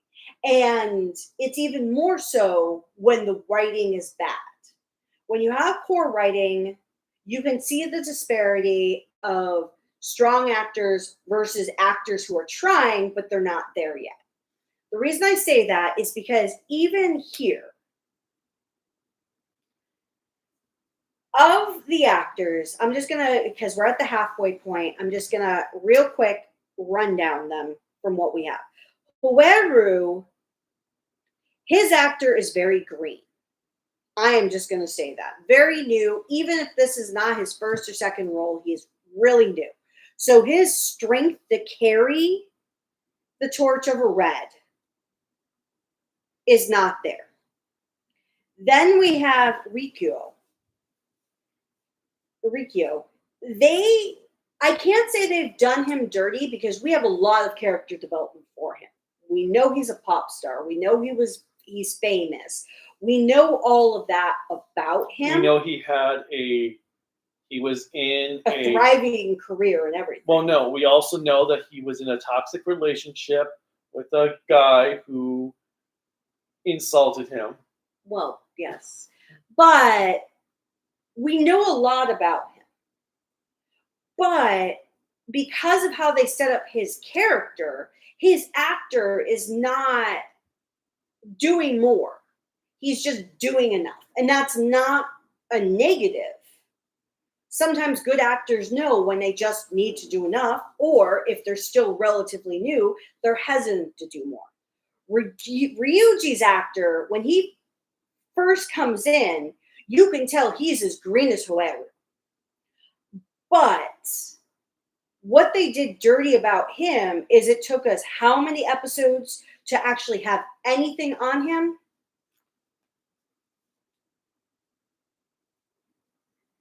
13. So 13 episodes, they've done him dirty because you could tell once they finally got him where they did something about his character and let him have fun, the man has proven he knows how to act. And then they've done nothing with him since outside those 2 cult scenes. But the actor, once they finally did something to give his character more depth, I don't know what it is, but the actor has shined more. Yes, because he actually got character development. Kinjiro's actor from day one has stolen the show. And the problem is, this is where that power disparity is coming back in when it comes to Go-Juger. Because since he has stepped onto the scene, he has run circles around every other actor in the show. And the problem is, he's not the main character, so they're not writing enough for him to have that much time. And that's sometimes a challenge of being too good of an actor, is you need to know how to pull it back. But the problem is, they're not coaching him to pull it back. They're not coaching any of the actors to push it up. So you have this power disparity of acting quality that's making Can I get a nickel every time you say disparity? Sure, but it's making it problematic to enjoy on the character development. There's character development. Sumino, of all of them, she is the only time she is shined is when she's got to play that whole detective element. That in the show were no one episode. But beyond that, that is still my favorite episode of the series. It feels like they've made her the token girl character. That's all she's supposed to be. And I think for 2025, we're at this point for Sentai that it's not enough to have a token girl character. We're in the 50th anniversary, and other series have done the female character so much stronger. There is no reason to have the token female character at this point in time. It was done to death. Even it's kind of weird because Sentai even started with the token girl character still had more episodes than other cast members, and was still a strong figure even at the beginning. And then we've had the females where we had Haruka and Don Brothers. We had Himeno in King Oger, and technically, if you do want to count Rita, you got Rita, even though that Rita's non-binary. You had Mira last series. You had Senna in Hero Major. Well, You've you had- can go you- even before that. Well, I was just you've had Rin in Die Ranger, Surahime in Kaku Ranger, Yuri in Time Ranger, Well, Ava Ranger as well with Ren. Ranru. Ranru. Well, they've broken these modes all the time. There is no excuse anymore to have a standard generic female ranger, especially when the show is written by a female. Well, and that's my biggest problem. Her father knew how to write female characters better than she has. And that's, I think, my most disappointing element of it is because when you look at her and you look at Bouquet, as females, they have one character point each that I can name off the top of my head. And that's my biggest frustration is I don't have anything that is giving me anything more than being generic. Like, okay, I'm going to go with the guys first. However, he is the perpetual job seeker. He was, huh? Nothing. No, what? Oh. I think I know what you said. Go ahead. Then we have next with it, the reason why he's like that is because he was kidnapped and most of his life was spent in another universe. So he doesn't know how to adapt. And he also has a very big strength of will to support others more so than himself. Rikyo, he's incredibly charming. He is an idol. He also works hard at everything he does. Ryuji, He's rich. he was rich. He's rich. I don't know if he still is rich. Well, I assume he is. They even mentioned that in the savings episode. He's very dedicated to his beliefs, even if it is weird. And if you look at the fact of how he runs that cafe, he's made it where it looks like he can be very successful. Because and speaking of, just remember when they asked him how does he save money? Well, I cook my own foods instead of hiring a chef. Oh yeah, that I was like, But Kinjiro, he is an older gentleman who, since his wife has passed and his children are older, his grandchildren are older, he wants to reclaim some of that youth. He loves his family more than anything else, but he feels that he's lost in society because he's older. Mm-hmm. That's a lot to know for Sumino. Her sister was kidnapped. She's a detective and she's manipulative. Which of those make her a strong character? Outside of the token female character that you see of those qualities in so many other shows. Her missing sister. It's her only character trait. Because being manipulative and liking a life of luxury is not a character trait. That is a token female stereotype. Now, it's not to say that I didn't say stereotypes about all the other characters, but all of those stereotypes are not based on gender roles alone. Gender roles alone have always believed that women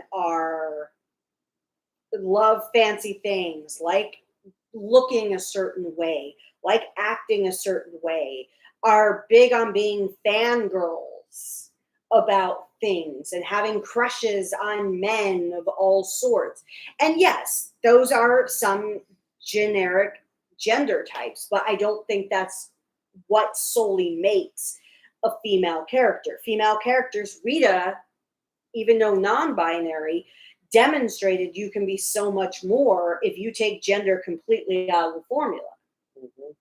Now, that's not to say that you can't tell when a series is written by a man or a woman, because holy hell you can. And I will say you can tell in certain elements the series is written by a woman, but I will say that's the one thing I give her credit for. She does keep the series very genderless in that perspective. That some of the episodes could have worked for a different gender. But I am disappointed as a female writer that she doesn't do more, because even Junko, not having a writer as a main character, she still knows how to write her female characters to be more than just stereotypes. Mm-hmm. But let's get back to the comments real quick. Yeah, because we're over 2 hours, so we need. So Yuda says, last time I saw a deck of cards, there was no big one card in it, and I'm not sure that could make sense. Axel says, so I think it would have been funnier if they brought back the original actors for Lupin. But reverse the roles. Mm-hmm. I've And seen then a lot of says, people mention that. Man, I was mad that the Go-Juer Universe Warrior didn't get to be an actual character. Oh, yeah. We haven't seen a Go-Juer, a Marvelous. Well, weren't they one of the rings that were captured? Yeah, but we never saw an actual character. Yeah, I know. That's what I'm saying. Mm-hmm. Well, for being a 50 teen series, half of the Sentai teams have been captured off screen. So these recent episodes have Koichi energy. Was he a part of making these episodes? Koichi was dad, right? No, Koichi Sakamoto. Oh. The producer. Who, I feel like Go-Juer Universe Warrior has died off screen at some point. That's for Axel. Mikey said, I was worried that they would wrap up Sumino's arc this early, but it turns out it's far from over. Oh, one thing also to note, the two-parter. Okay, yes, they were directed by Sakamoto for the 2 Lupin episodes. Mm-hmm. And those episodes were not written by Akiko. Oh, okay. Then the A-Game says, and when Lupin Reds captured the 2 Go-Juers, they actually turned in Gokai keys. Yeah, that's what I forgot as well. And Ryuji was giving off Don Momotaro entrance vibes. Yeah, those episodes, the 2 Lupin episodes were written by one of the side story writers for Binge-watching, who also was one of the writers for Futo PI. But Ryuji was giving off Don Momotaro entrance vibes, which, when getting the cult started, I wouldn't be surprised if that cult came back and held up Go-Juer Tyranno as Ryuji laughs. Axel says, I honestly won't be shocked if Go-Juer ends with the team not becoming friends and they go their separate ways, hoping to never see each other again. I kind of feel like that would happen. Whether the rest of Zone Kaiger getting Ranger keys. Let's see. As of episode 25, there are only 11 Unseen Universe Warriors left. Aka Ranger, Battle Japan, Dynamic Red, Changeman Red, Red Mask.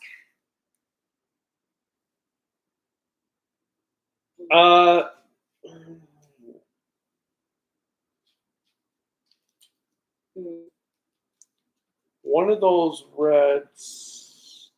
Red Mask. I thought Tega June had a Red Mask ring. Oh well, whatever. What was the other thing I was going to say? Oh yeah, that the Axel. I feel like the Go-Juer Universe Warrior, Kawato Oger, yeah, I said that one. Was defeated off screen. I like that. At this point, wouldn't surprise me. I'll let you read the rest of the comments. All right, let's see. I'm going to be mad if Battle Japan gets to be an actual character. Have you guys seen or heard of K-Pop Demon Hunter? We already actually talked about that. Kamen Rider 64. She's watched it. And I'm going to make him watch it. I'm good. No, you're watching it. So one good thing I say in episode 25 is I like the fight between Go-Juer Wolf and Patren Red Warriors versus the Ring Hunter and Red Ranger clones. Yep. The fights are great in the series. The camera work and choreography is incredible. That's one of the highlights, I will say, for Go-Juer. One of them. Well, because since I just pick on you.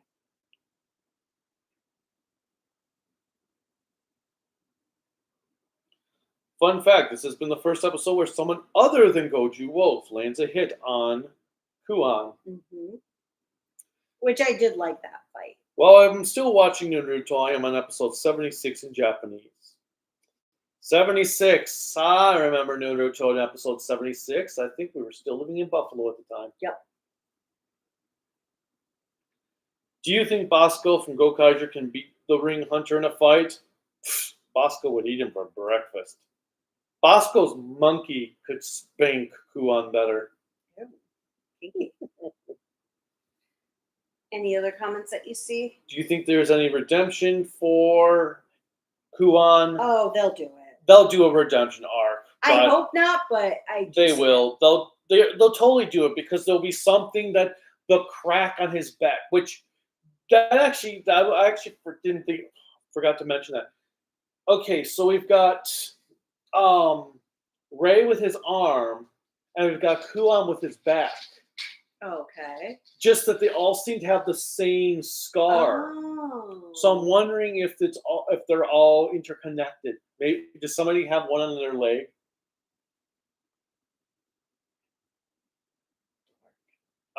Let's see. Cherry Fluffbelly, I'm back again. Kaiju, you will like K-pop Demon Hunters. Yes, I actually have to agree with that. All right, but this was a long live stream because we had 6 episodes to cover and a whole bunch of other things to talk about since we've done a lot in the last month and a half. We have not watched anything of Ultraman Omega past episode 1. No. And we need to rewatch episode 1 because a lot happened that day when we were trying to watch episode 1. The live stream was screwing up. The microphone wasn't working. That was the day before. No. Oh. That was because we were going to do the live stream viewing of episode 1.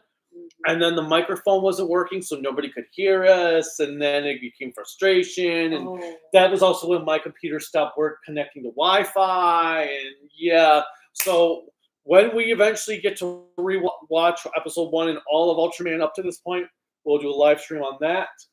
And we'll catch up on Gov soon and hopefully do some sort of live stream with Silver Quill.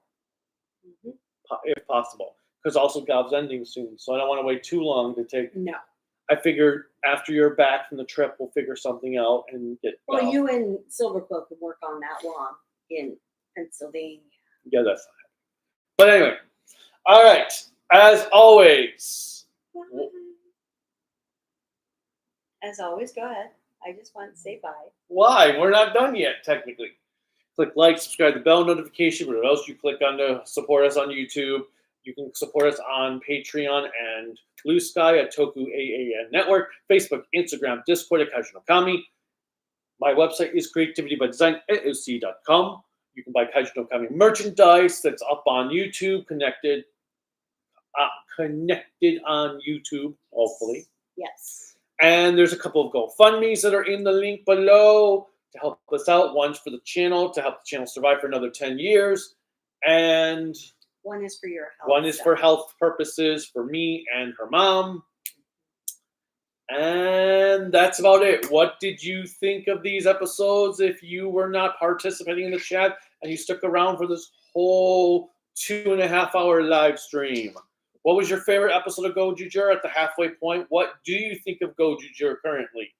Let us know. And until next time. Bye. Bye. Did we get every comment? I think so. Someone says Commodore 64 says they're about to meet Bob West. Everyone else says bye, bye, bye, bye, bye, bye, bye, bye. Cool.